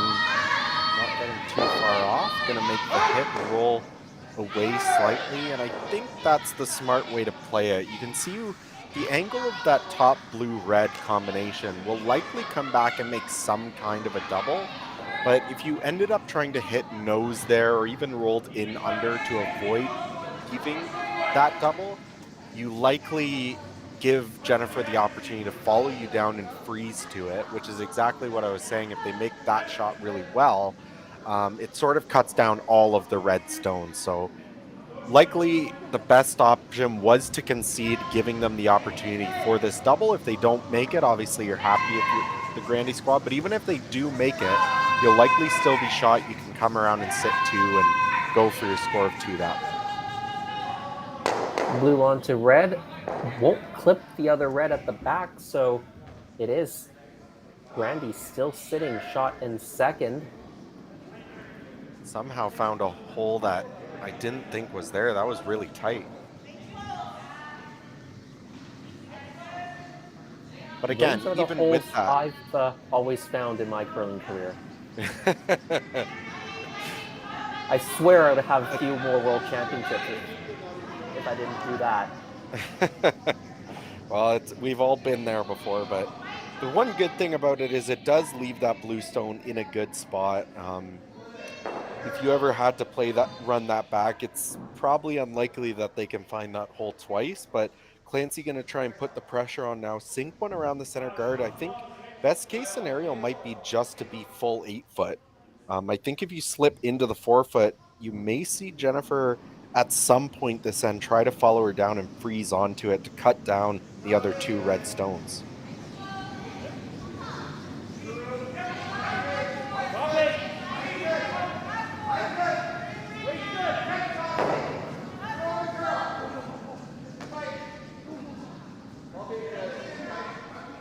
With those two red stones shot and second, just biting the 8, do you want this to be, well, this is going to go way too deep, I think. I was wondering where you want to place it, whether you just want to bite the top 8 or actually be in the top 4, but back 8 wasn't where they were going for. Absolutely. I think the best place in that would have just been to sort of bite 8 foot. If you're just top 8, that's fine. But of course, that being sort of a big miss by Kayla McMillan. You are still sitting 3, but by going so deep, not only giving Jen the opportunity to follow you down and freeze to it, but by going right beside that other red rock, gives Jen a lot of space to do so. She can freeze to either of those stones. She might be able to bump one a little bit and still sort of have a wall set up back there for her. So really sort of giving the opportunity. Now she still has to make the shot, but gives the opportunity to Jen to sort of take the everything you've set up away from you.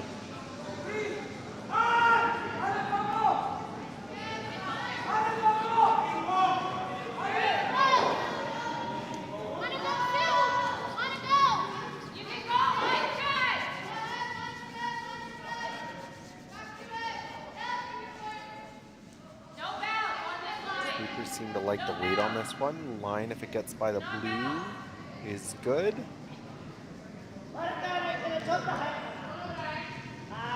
Very good. And looking at it now, it looks to be very difficult for Clancy to bring those other red stones back into play. She'll likely have to start all over again here. Maybe play some kind of freeze. You can maybe tap it a little bit, sacrifice one of your reds to have a chance to maybe bring the other ones in. But again, Jen, you give her the opportunity, she's going to make you pay most of the time.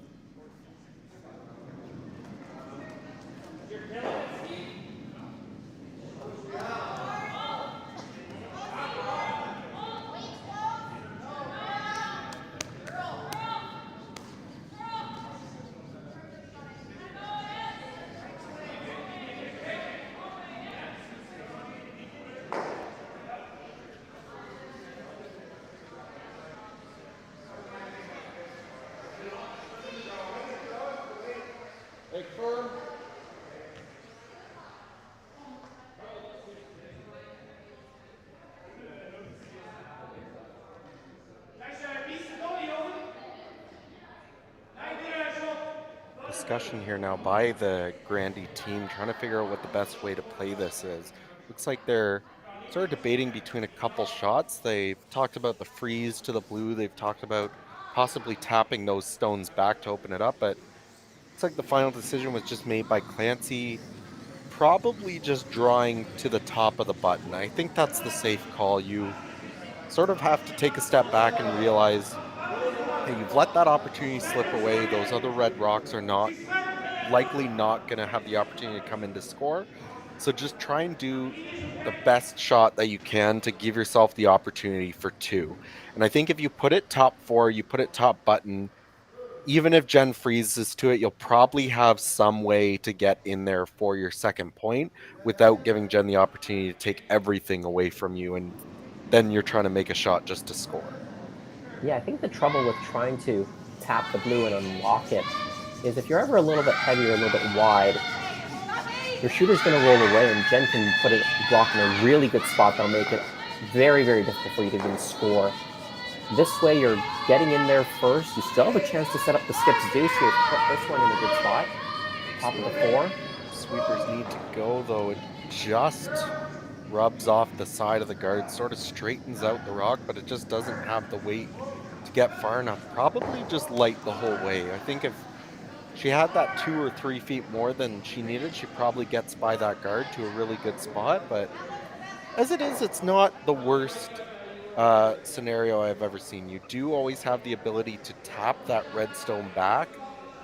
Maybe the chance to run something in to get rid of that blue rock at the back of the forefoot, but as I look at it more and more, I'm not really seeing it. So still ended up in a good enough spot that Clancy will always have the option to tap it into the forefoot for a score of 1 if Jen doesn't just decide to guard it. Thanks to the Curling Stadium crew for this good camera work. You can see from the overhead, yeah, that blue rock, it's hard to see a scenario where the Clancy Grandy team can get rid of it. So what's the best play now for Jen Jones? I think they talked about, or at least motioned very briefly, maybe just draw around the in-turn side, clockwise side, get to the side of the forefoot.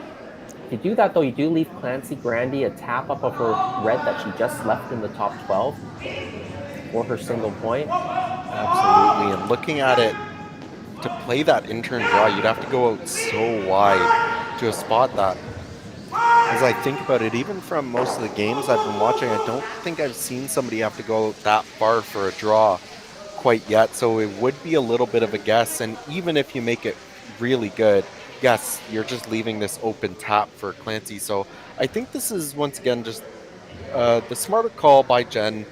It's easier for you. You know this spot a lot better. Just throw up the guard and let Clancy try and go out wide there to try and make that draw if she needs to. Why would you take on the tougher shot needing to guess a spot that you've never been in before when you can make your opponent do that? And if they don't guess correctly, you get your steal of 1. So just trying to protect against the raise that Grandy will have on that redstone. So really a line shot. Distance doesn't matter all too much, as long as you're in front of that red, not too close to the red either, so you don't line it up.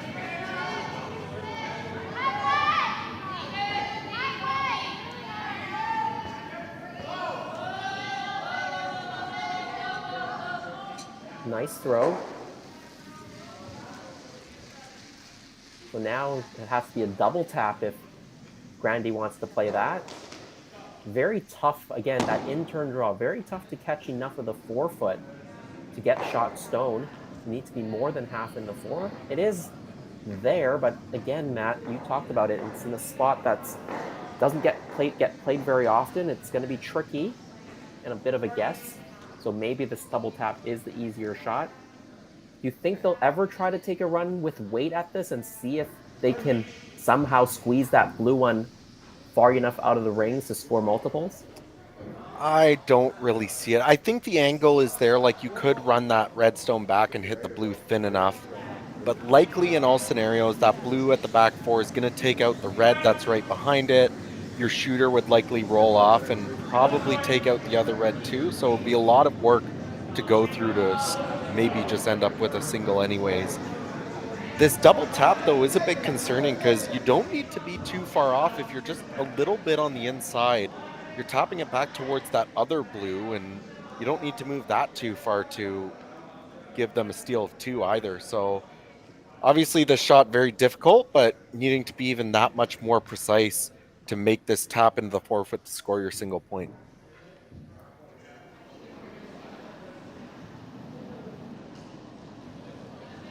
Well, Clancy Grandy trailing by 2 here in the 5th then. Final stone facing 1. Looks like they're playing the double tap to score 1. It is over curling a little on them. It does tap it into the other blue. But I think it's okay. They don't do any more damage. It's just 1 for Jen Jones. Another steal.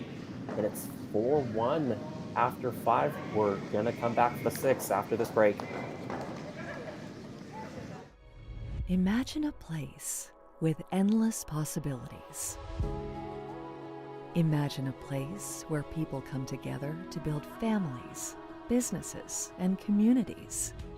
Imagine a place where small town values and progressive qualities are in perfect harmony. Imagine a place rich with so much vitality. Imagine your future in Martensville.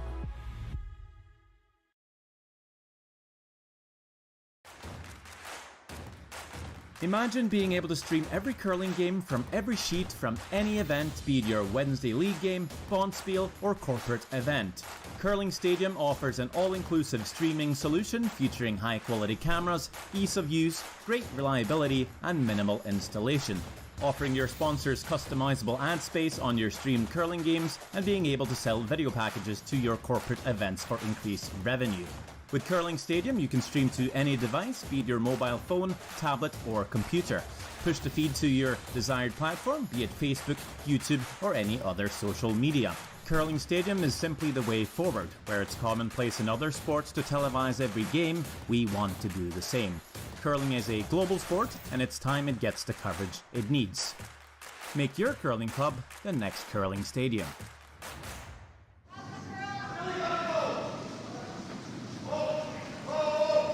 We're back now for the sixth end. Team Jones up 4-1 over Clancy Grandy. As mentioned, Jones a win and they're into the playoffs, a loss and they're out. And right now they've got 1 foot into the playoff door, but they still got to finish things off. Matt Hall, what do you think? What does Jen do here? Go into the rings?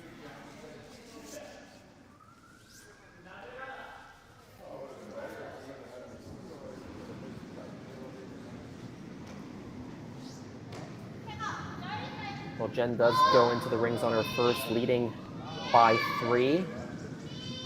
My apologies there, Jason. I was talking for like a minute and a half with my mic muted. But okay, Rookie mistake, Matt. But Jen goes into the rings. I answered my own question. Absolutely. So I think if you're Clancy Grandy and you're trying to figure out what's your path to victory here, so you're down 3 points with 3 ends to go. So if you play the standard strategy of what you're trying to do, you score 2 with the hammer, you force Jones in 7, you score 2 more. That's going to get you a tie game, and you're going to have to steal the extra. So it's certainly something that's doable. They could stick with that, but of course at some point you'd like to get that chance for 3 in order to try and get the win without having to steal the extra. Of course, we know at this highest level, stealing against these top teams is extremely difficult. So I think Clancy's probably going to try to push the envelope a little bit, set up some corner guards, maybe play some more setup shots around the side and ignore some Jennifer Stones. And so because of that, to answer your question, I think Jones is able to play into the rings. In fact, she does so twice here. And I think we'll probably just see Clancy throw up another corner guard. Then you can guard it if you're Jen. And you can sort of sit back a little bit, continue to make peels, and really force Clancy to show what is she going to do to try and get herself back into this game. If you make all 8 of your shots during the next 3 ends, you don't necessarily have to go crazy on the strategy to put yourself into a winning position. You already have control of this game. Let Clancy sort of push the envelope, and if she ever slips, then you're going to have your opportunity then to put the hammer down. Matt, you were telegraphing perhaps another corner guard, but Clancy playing the same strategy as she did on the last end, which is come around her corner guard with that second stone. Yeah, possibly just, it is a little bit surprising. Of course, there's nothing quote unquote overtly wrong with going around the corner in that situation. We did see them do that last end as well. And it did end up setting up something well for them. So maybe they just liked what they saw last end. It was sort of just one deep draw that sort of lost everything for them. So they might have liked what they've seen. They're going to try and do the same strategy, or this might just be how they generally play this situation. It could have been a conversation that this team has had that they've decided when they find themselves down, this is how they want to play it out. There's nothing necessarily right or wrong with going in or going up the other corner, as long as everybody buys in and you know as a team exactly what your game plan is. And here, Jennifer's team slipping in once again. I don't think they would have wanted the third stone in, so possibly a chance here for Clancy to make a nice hit and roll. You'll see Jen walk up to try and play the run back.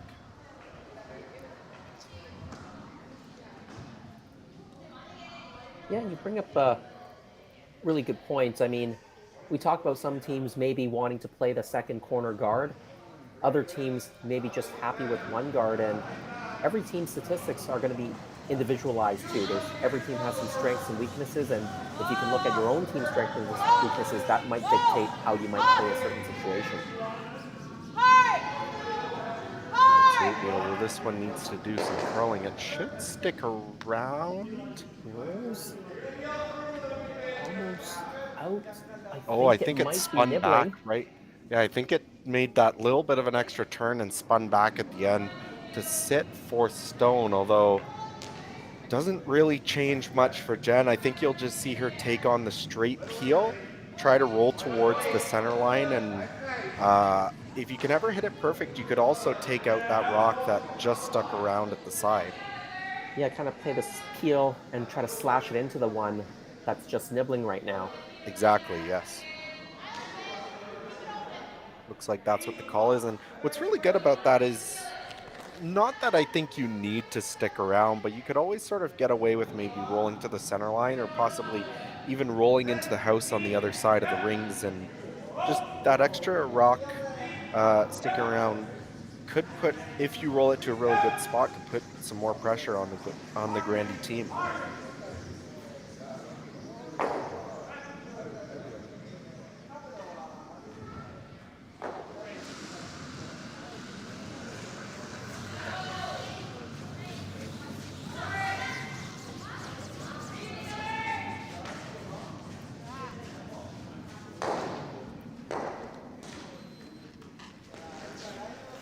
Hitting that a little bit thin, ends up also touching one of her own stones in the rings, pushes it to the back of the 12, not far enough to get it past where the other rock is. So, but getting it in a position where it is a pretty straightforward double off of the other blue now. So I think once again, you'll just see Clancy throw up this guard for a little while and try to waste Jennifer's attempts, and hopefully if she never makes a double, you'll have the opportunity to play a double for yourself to sit 3.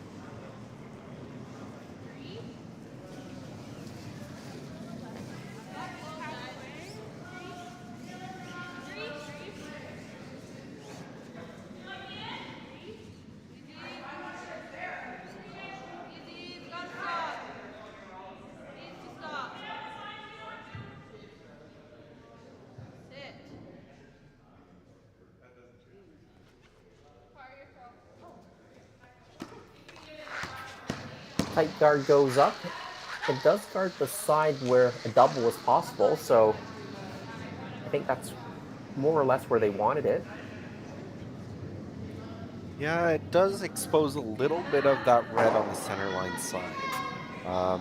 So you might see Jen attempt to make a play on the rock in the rings, and it looks like they're going to try and do that. One of the good things with this is if you're very careful about your weight choice, you stick to something where if you end up wrecking on the guard or you end up touching the guard on the way by, you still stick around in the ring. So generally we're looking at sort of a hack weight hit. You'd love to get by the guard and remove that red stone from play that's in the rings. But if you ever hit a quarter rock on the guard, you could still spin into the 4-foot, and it's just another rock that Clancy will eventually have to deal with. Now, looks like they're throwing maybe a little bit more weight than hack, but we'll see if the sweepers can hold it here. Definitely need to go to get it by the guard. Worked hard to get it by, and great sweep. Absolutely, and actually get enough of that stone in the rings to stick around. Really had to play that tight to the guard, but they were able to hold it. And now Clancy's gonna, with Jones sitting 3, Clancy's gonna have to deal with these stones in the rings at some point. Looks like she's discussing doing it now with Kayla McMillan's first stone. And she can make a double here. Absolutely. Definitely, if you hit it on the nose, I'm not sure if you try and roll behind the corner, if you'll make the double. And even if you do roll around the corner, you'll probably be grouping your red stones. So if you hit this a little bit on the center line, just make the double. And hopefully you have the opportunity to make some kind of a double later where you can bring that red stone in off the side into play. Yeah, so for now, just try not to group your own red stones. And maybe you'll get a chance to make a double on the blue stones later on. Clip the one at the back of the rings and make your nibbler count on the side. Oh, actually, with this kind of ice, though, it looks like they might be playing some kind of a tap. So instead of removing these rocks, likely in some ways you might be abandoning that stone at the side of the rings of getting that into play. But if you can come down and just tap this blue stone about a foot and stay on the nose, you can sort of create a makeshift pocket for yourself where Jennifer won't be able to remove it. Third stones here for Team Grandy.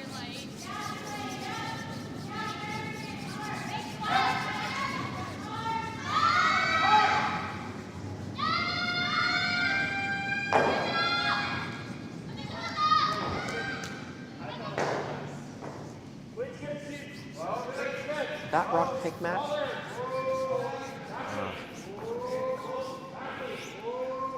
It's difficult to say. I mean, watching the replay here, they kind of looked like they were on it fairly early. Doesn't really sound like they necessarily panicked at all. It might have taken a slight turn and just lost a little bit of weight, but certainly not what they were expecting. And with that kind of ice, that's a long way to over curl. It looked like the ice came down, so possible it might have just made a slight turn, and as it got extra curl, just lost the weight. So a bit unfortunate if you're the Grandy squad for sure.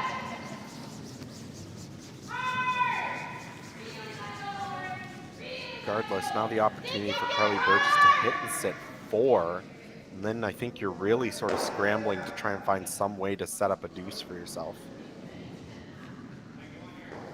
Make no mistake, as we said, really the path to having a chance here is to at least score 2 with your next 2 hammers if you're Clancy.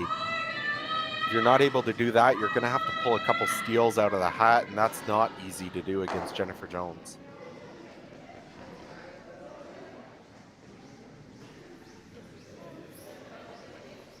They are still tapping this back, I believe, with the ice being where it is. Yeah, looks like the broom's in the same spot, so that last one must have grabbed something or done something they didn't expect it to. So gonna take another shot at the same call, and if they could ever tap this, it'll be very difficult for Jen to remove. So definitely an opportunity to score multiple that way. This may be a little bit heavy though. Taps the blue one back, rolls on top of the other blue, but I think there's a way to just chip this out. Even if you jam it off the blue, it should squirt sideways and out the side. Absolutely, fairly straightforward for Jennifer. Even especially with that red corner guard, it's going to be very difficult to hit this red in a spot that at least won't get it far enough to sit still 3, but fairly straightforward as well just to get rid of it. Yes, you're probably losing your blue stone behind it, but I think that's a good thing if you're Jennifer. Just sort of you'll be able to sit 3 blue stones all separated, all wide open. It'll be very tough situation for Clancy to try and generate a deuce.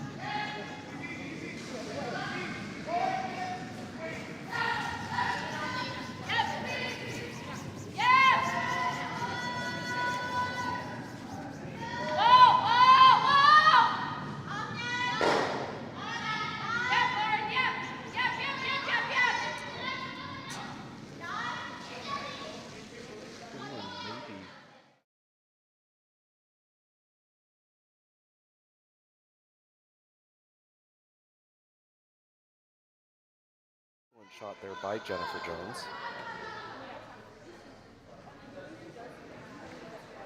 does possibly leave the opportunity for a freeze if Clancy wanted to take it on. We certainly saw her make a shot just like that in the fourth end to sort of save Jennifer from being able to score a couple. Though they might be looking at, are these all lined up that you can get most of the blues moving if you hit this in the right spot?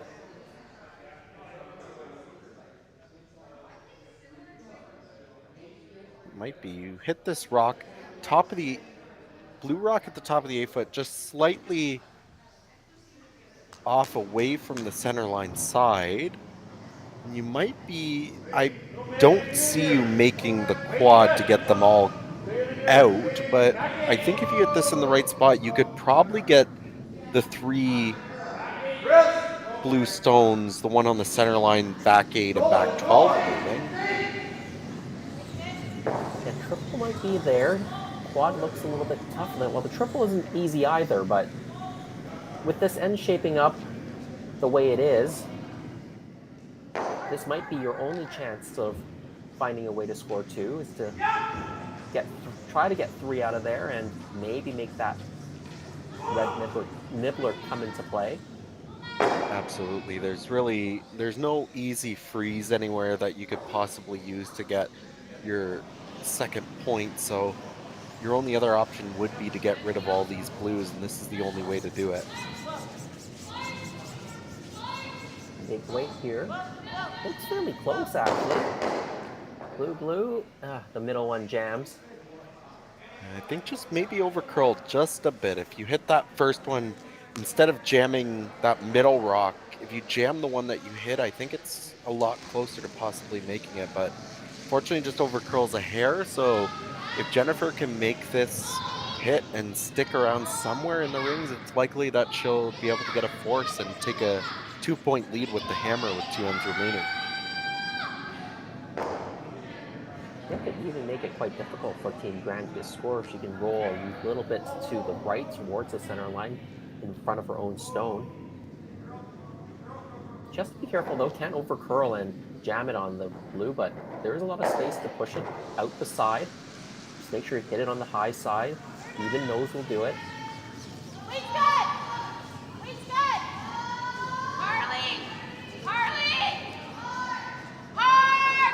Definitely hitting the high side. Well, if this rolls out, does Grandy take on this double? It's pretty thin. I think you have to, right, Matt, with the scoreline? Yeah, I mean, it's not the prettiest shot for 2 that you would have liked to have, but if there's something reasonable, and I think this is that she'll be fairly close, I think you kind of have to take it on. 1 is just not enough. If you only get 1 point, you're looking at either forcing and having to take 3 just to tie the game, or going steal, and having to steal the extra. So if there's an opportunity for 2, that's not completely crazy. I think you have to take it on, and this is very thin, but it is there. Yeah, the angle or the thinness of this is reminiscent of that incredible shot that Al Hackner made in the Brier in the 80s against Pat Ryan. Was in a different spot on the ice, but the angle looks similar. Yeah, it's very close. You're probably trying to hit just a quarter stone, maybe a thin quarter, to just redirect almost onto that back stone. And the problem is, even if you make it, you don't have a lot of space to roll with the shooter. You could easily just spin right out of the rings, even if you make the double. The final stone, down by 3. Grandy attempting a very difficult thin double to score 2.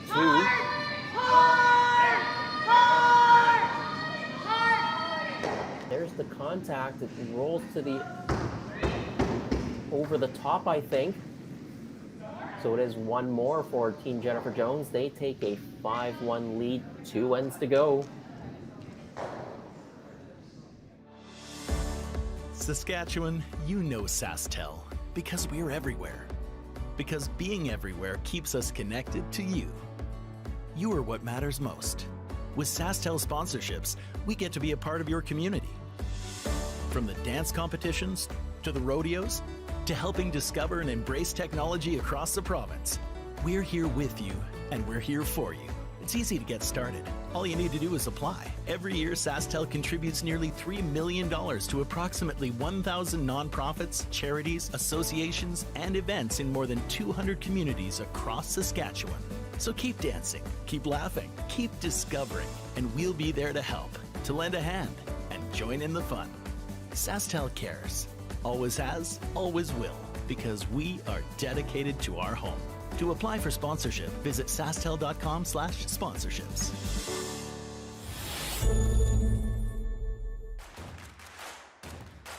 Imagine being able to stream every curling game from every sheet from any event, be it your Wednesday league game, bonspiel, or corporate event. Curling Stadium offers an all-inclusive streaming solution featuring high-quality cameras, ease of use, great reliability, and minimal installation. Offering your sponsors customizable ad space on your streamed curling games and being able to sell video packages to your corporate events for increased revenue. With Curling Stadium, you can stream to any device, be it your mobile phone, tablet, or computer. Push the feed to your desired platform, be it Facebook, YouTube, or any other social media. Curling Stadium is simply the way forward. Where it's commonplace in other sports to televise every game, we want to do the same. Curling is a global sport, and it's time it gets the coverage it needs. Make your curling club the next Curling Stadium.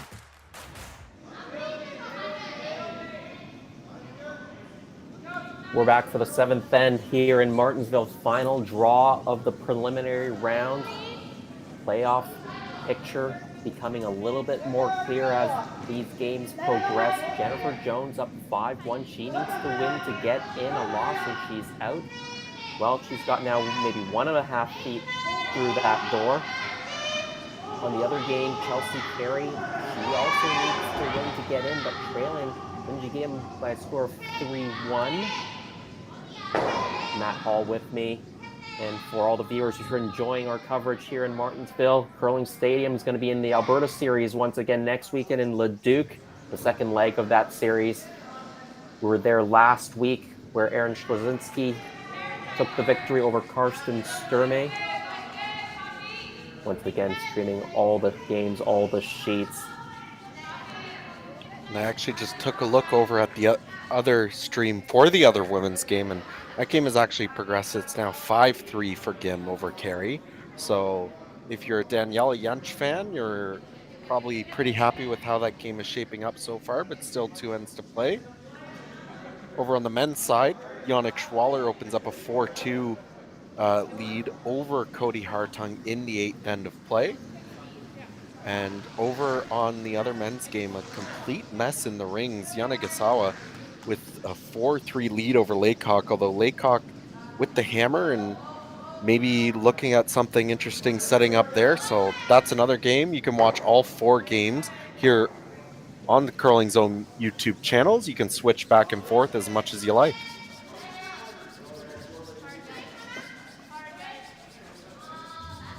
And in our game, the features sheet, Jones and Grandy. If you're joining us on CBC Sports Online, thanks for tuning in there as well. Yeah, Daniela Jentsch fans maybe feeling a little bit more comfortable now with that scoreline.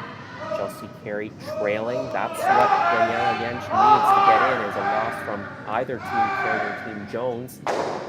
Christy Watling, her chances of making the playoffs perhaps starting to slip away as Jen Jones continues to extend the lead here in this game. She needs both Carey and Jones to lose to get in. Yeah, and if you're Jennifer Jones here with this now 4-point lead going into the 7th end, you really don't have to do anything all that fancy. If you make 16 shots, almost regardless of what you call, you're probably going to win this game. So keep your shot simple. As you see here, she draws 2 into the rings, throws up a nice tight guard, and now you'll likely just see her walk up and start peeling corners as much as she can. It's going to come up to Clancy to make some perfect freezes, get some good angles, and maybe have the chance for a multiple score at the end of the end.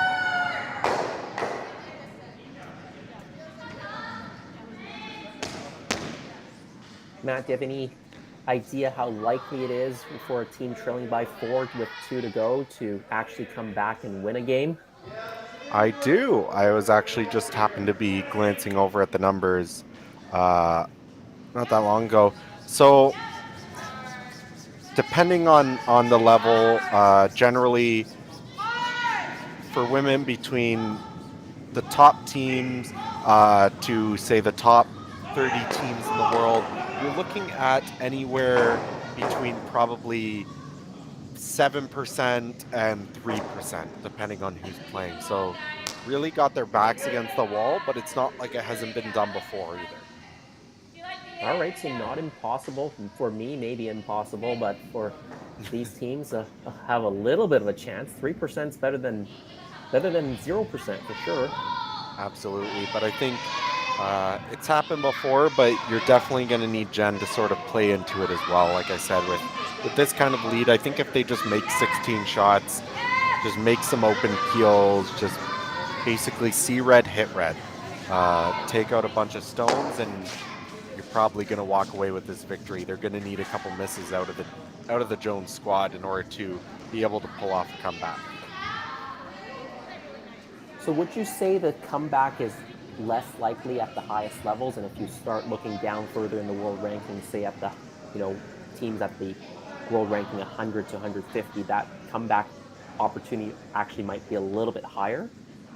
Absolutely, for sure. So at the top level with the women's in this situation, we're looking at around that 3% range. And when I say top, I usually mean like top 20 women's teams in the world, which I think both of these teams are either in or very close to.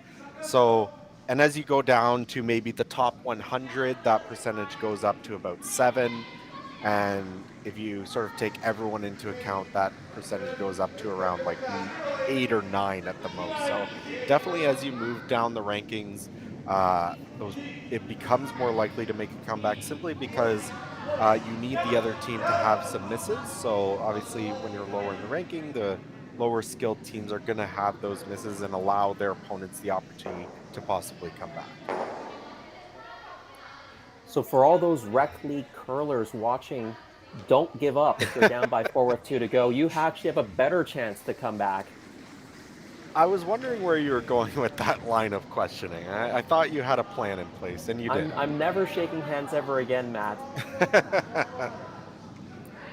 No, never resign. You never know what can happen. Speaking here of what can happen, though, already being forced into some very tough shots, the Grandy team are. Looks like they're going to try and make maybe a bit of a short run back or a tap here. Try and stay buried and rearrange these blue stones to something that's a little bit better for you. Or possibly are they playing a split? I think they've ended up with the split, but couldn't get the second one into the rings. So I think we'll see Jennifer just hit the open stone. Keep this simple, sit 3 or 4. Probably you'd like to maybe just nose it. I think rolling towards the center, rolling to the center is fine as long as you push one of those blue ones out of the way. What you don't want to do is sort of roll 2 rocks over and leave sort of a pocket that Clancy can just lock a rock down into that'll take a while for Jennifer to remove.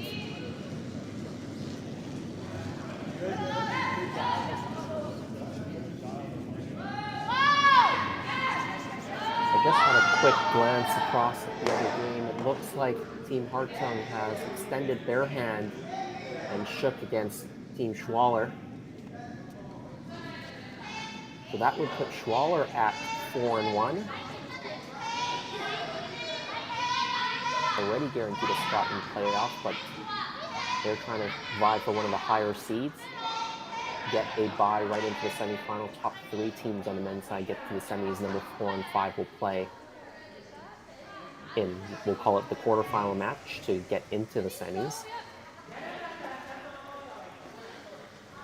Absolutely. So a 4-2 final there for Yannick Schwaller as they didn't finish the final end.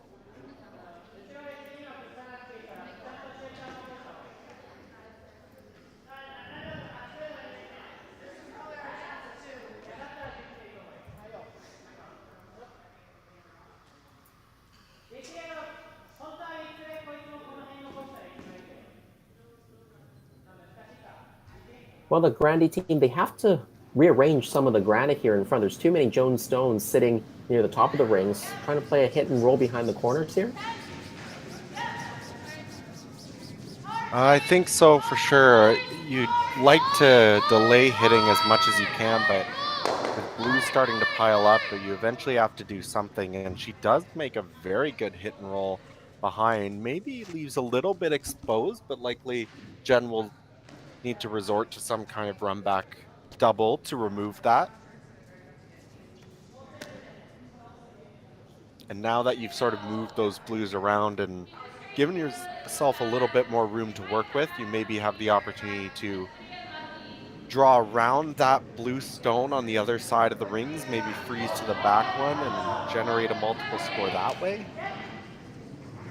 Again, still plenty of work to do, but maybe some kind of silver lining showing up now.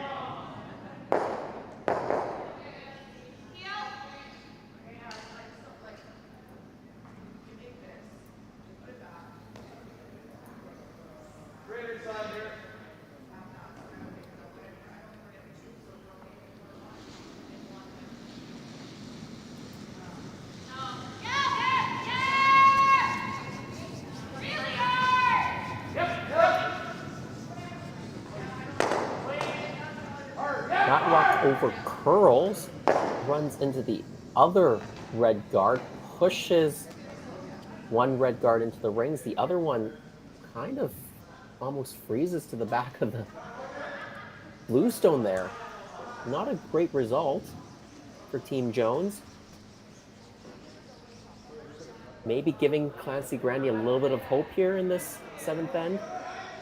Absolutely. I think this is exactly the kind of thing you were waiting for if you're Clancy. Like I said, it's going to take some help from the other team if you want to end up winning this. So definitely a big miscue there to not really remove any. Well, you removed the one guard, but not the one you sort of wanted to see go. So do still have to be careful here. I don't really see an easy way to avoid giving up a double. So you'll probably hit one of the blue stones. Jen will have some chances at a double, and if she ever misses them both, then you might have the chance at a 3 spot. So game on a little bit here.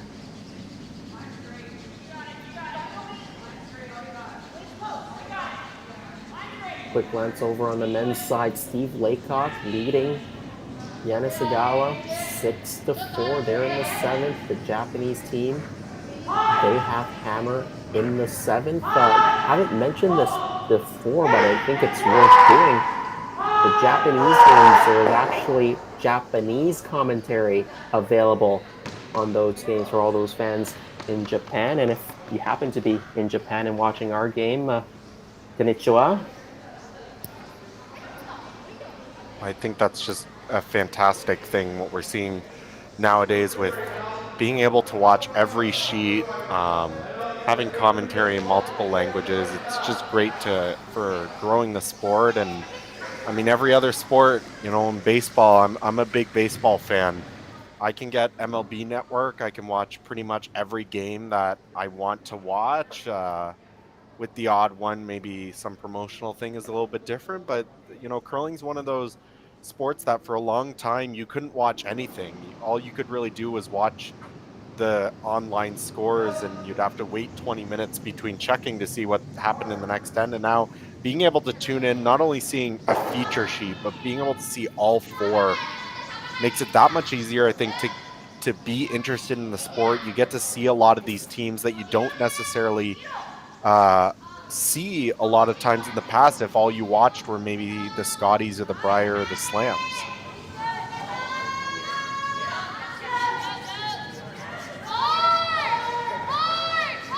Well, Team Grandy making a play on this blue stone.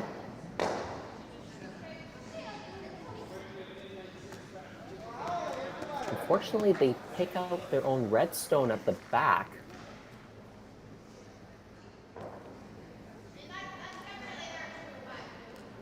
Looks like it might be Grandy sitting one on the left side of the screen as you see it from the thrower's perspective. Second shot, I believe, is that Jones stone in the back of the 8 foot. I actually see a question here in our bit of a missed opportunity there to remove their own. See a bit of a question in our online chat here. Someone asking, where does Team Grandy fall in the world rankings? They're currently at the moment 34th in the world curling rankings, whereas Jennifer Jones sits 10th. Looking back And at Matt, that, how are those world rankings determined? How do you figure out where a team is ranked, or how do the stats people figure out where a team is ranked? so generally how this works is every team, when you register for an event, depending on where you are in the rankings, you provide some sort of strength of field to the event. So for a team that's really strong, might offer a strength of maybe 0.6 or 0.7 or something like that. And then you add up all the strength from all the different teams that's registered, and that gives you your strength of field multiplier. So for this event, it's 5.0, which is quite high. We have some very good teams in this event. And that strength of field multiplier essentially determines how many points are given out for the event. So winning an event won't get you the same number of points from event to event. It's all about how strong the field is, how difficult it is to win it. If there's lots of very high ranked teams in the standings, then it's going to be more difficult to win that event, and you're going to get more points if you do well in it. So the actual distinct math is a little bit dense, so I won't go into that, but that's generally the idea. So a lot of these teams, especially early, are looking to go to events with other top teams so that they can earn lots of points, get themselves really close to that 15 to 20th in the world threshold that usually makes it into the Grand Slams. Well, they were trying to play a nose hit.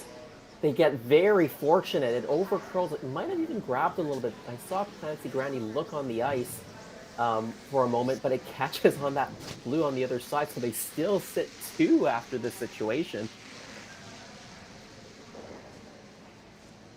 And thank you, Matt, for that explanation and keeping it simple as possible. I even could follow that.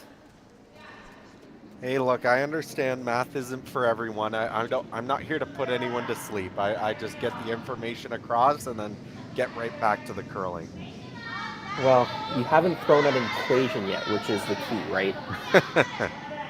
There's no work to be done. You can just listen to me talk. Well, Jen Jones has a chance to make the double here. Absolutely. It is a little difficult. A fair bit of space between them, but anywhere pretty close to nose will definitely be close to making it. About 10 feet apart, I'd say. This rock tracking a little bit on the wide side. She'll get the top one to go, rolls out of the rings. So, opportunity for Team Grandy to draw for 2 points here. Yeah, and unfortunately, the way this was looking, 3 was certainly a possibility partway through the M, but Jennifer just being able to get enough throughout the rest to hold them to the 2, and so in all likelihood, she'll be going to the 8th end with a 2-point lead and the hammer. Very good opportunity for them. Remember, they are fighting for their lives here. They need to win this game to move on into the playoffs. So plenty of pressure, and for what it's worth, all credit where it's due. They've exceeded, or they've performed very well this game. Yeah, I think worked out some of the kinks that cost them the last 2 games. They lost those in a very close affair, but this game trending a little better, and oh no, Clancy Grandy, this one isn't even close. It is just a single for Team Grandy. They're having a look, seeing if they want to continue, and they decide they've had enough. So it is 1 for Team Grandy in the 7th. They decide to shake hands. Both those teams are going to make it into the playoff round. Put it in the record books. It's 5-2. Jennifer Jones, she's off to the playoffs as well. Matt, what did you think about this game? You know, I think it's one that I really don't think it'll take a whole lot for Clancy to just sort of shake off. It's one of those games where it seemed like no matter what you did, nothing kind of went your way. There were a couple grabs, but honestly, they were just outplayed today. It was a fantastic game by Jennifer Jones and her team, and I think Clancy can hold her head high. She still has a 4-1 record. Unclear now if she'll get that bye to the semis, but I think it'll be a very short debrief after, one they can just sort of put behind them and forget about, and they are still in the playoffs tomorrow. And I just had a look over at the Chelsea Kerry game. They were down by 2, playing the 7th with Last Rock, and Chelsea just drew in for 3. They're going to take a 1-point lead heading into 8. For Chelsea Kerry fans, that's good news. That's the first time they've let this game. They also need a win to get in. So if you're not on that stream right now, go to YouTube or Curling Zone, click on that game, and watch the 8th end unfold. Well, Matt, it's great to have you on this game. We have playoffs tomorrow after the dust settles. One more end to go in those key matchups.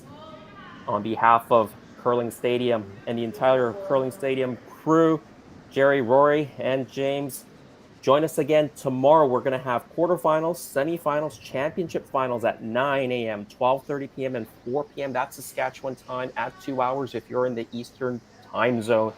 My name is Jason Chang. Until tomorrow, have a great night.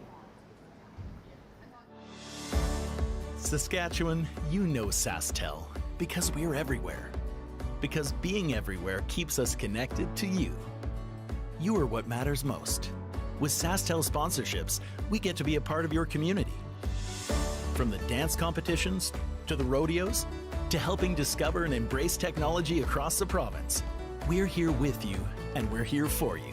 It's easy to get started. All you need to do is apply. Every year, SaskTel contributes nearly $3 million to approximately 1,000 nonprofits, charities, associations, and events in more than 200 communities across Saskatchewan. So keep dancing, keep laughing, keep discovering, and we'll be there to help, to lend a hand, and join in the fun. SaskTel cares. Always has, always will, because we are dedicated to our home. To apply for sponsorship, visit sastel.com/sponsorships.